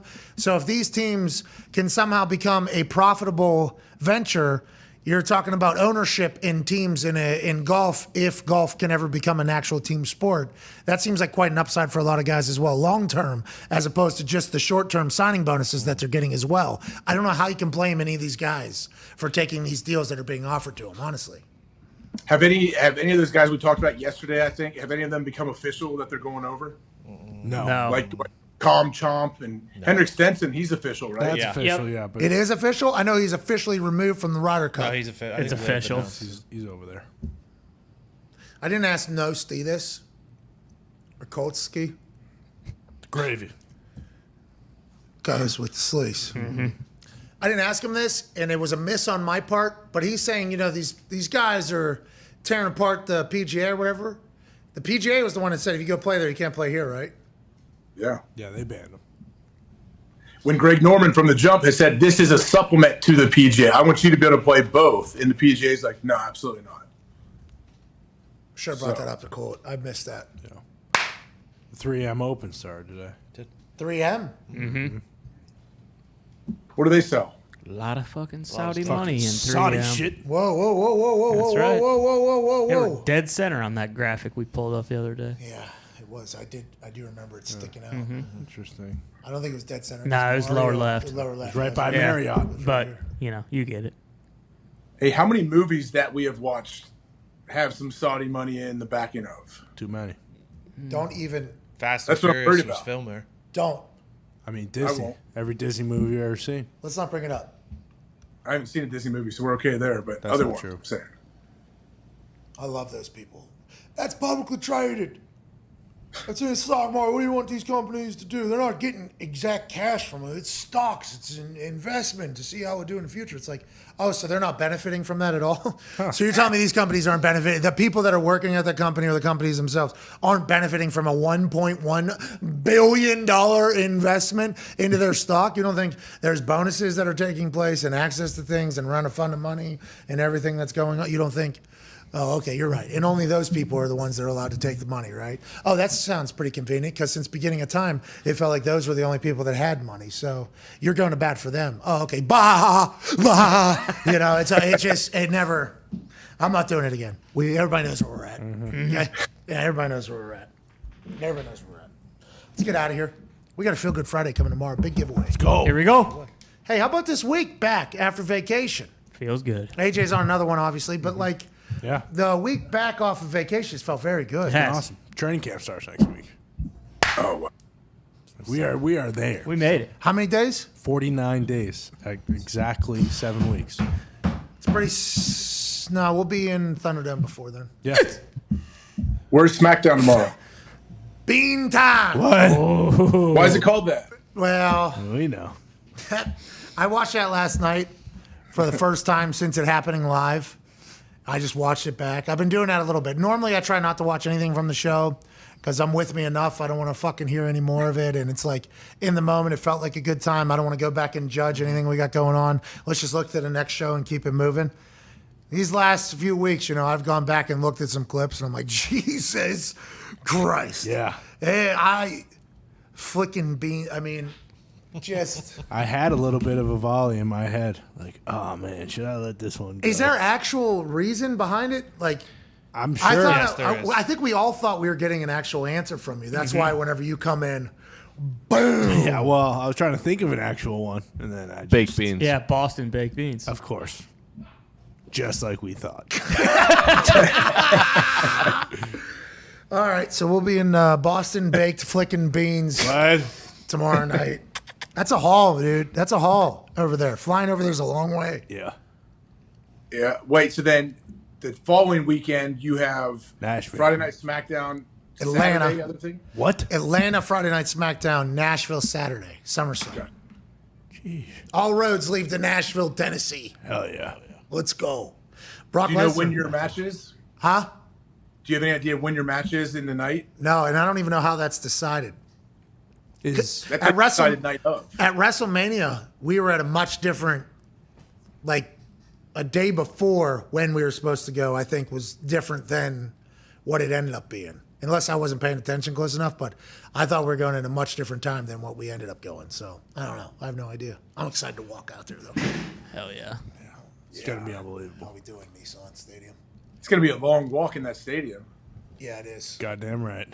It's going to be a nice stroll. Yeah, You know longer what I the mean? better. Nice stroll, kind of get myself ready, you know, to fucking bring a guy down to size. What? Hell yeah. Is Ray's going to be in your corner? Our YouTube comments are being attacked by suckbots right now because we're talking about flicking beans. Hell yeah. Hey, good to have you guys. No, it's not. It's not good to have you guys. Get out of here, guys. Get out. Get out. Get out. Get out. Just like you need to get out of my Instagram comments as well, you suckbots. Get out. Find a nice Get over here. partner in those suckbot chats. What's that, pal?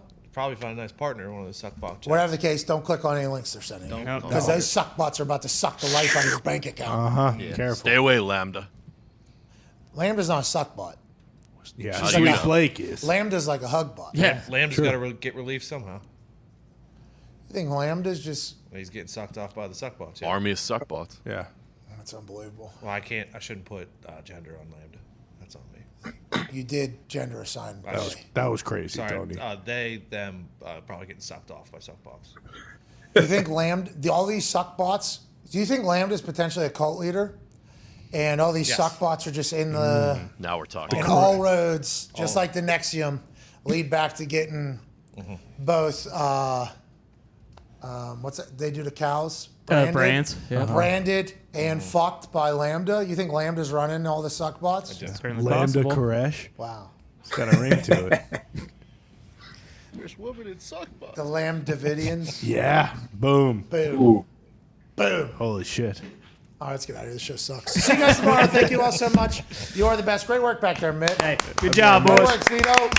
How baby Nick. There we go. There you go, baby boys. Nick. There you go now, Hey, boys. no, hammer down to 15 minutes. That baby AJ. Hey. AJ. All right, see you all tomorrow. Goodbye. You're great people. See you. Thank you.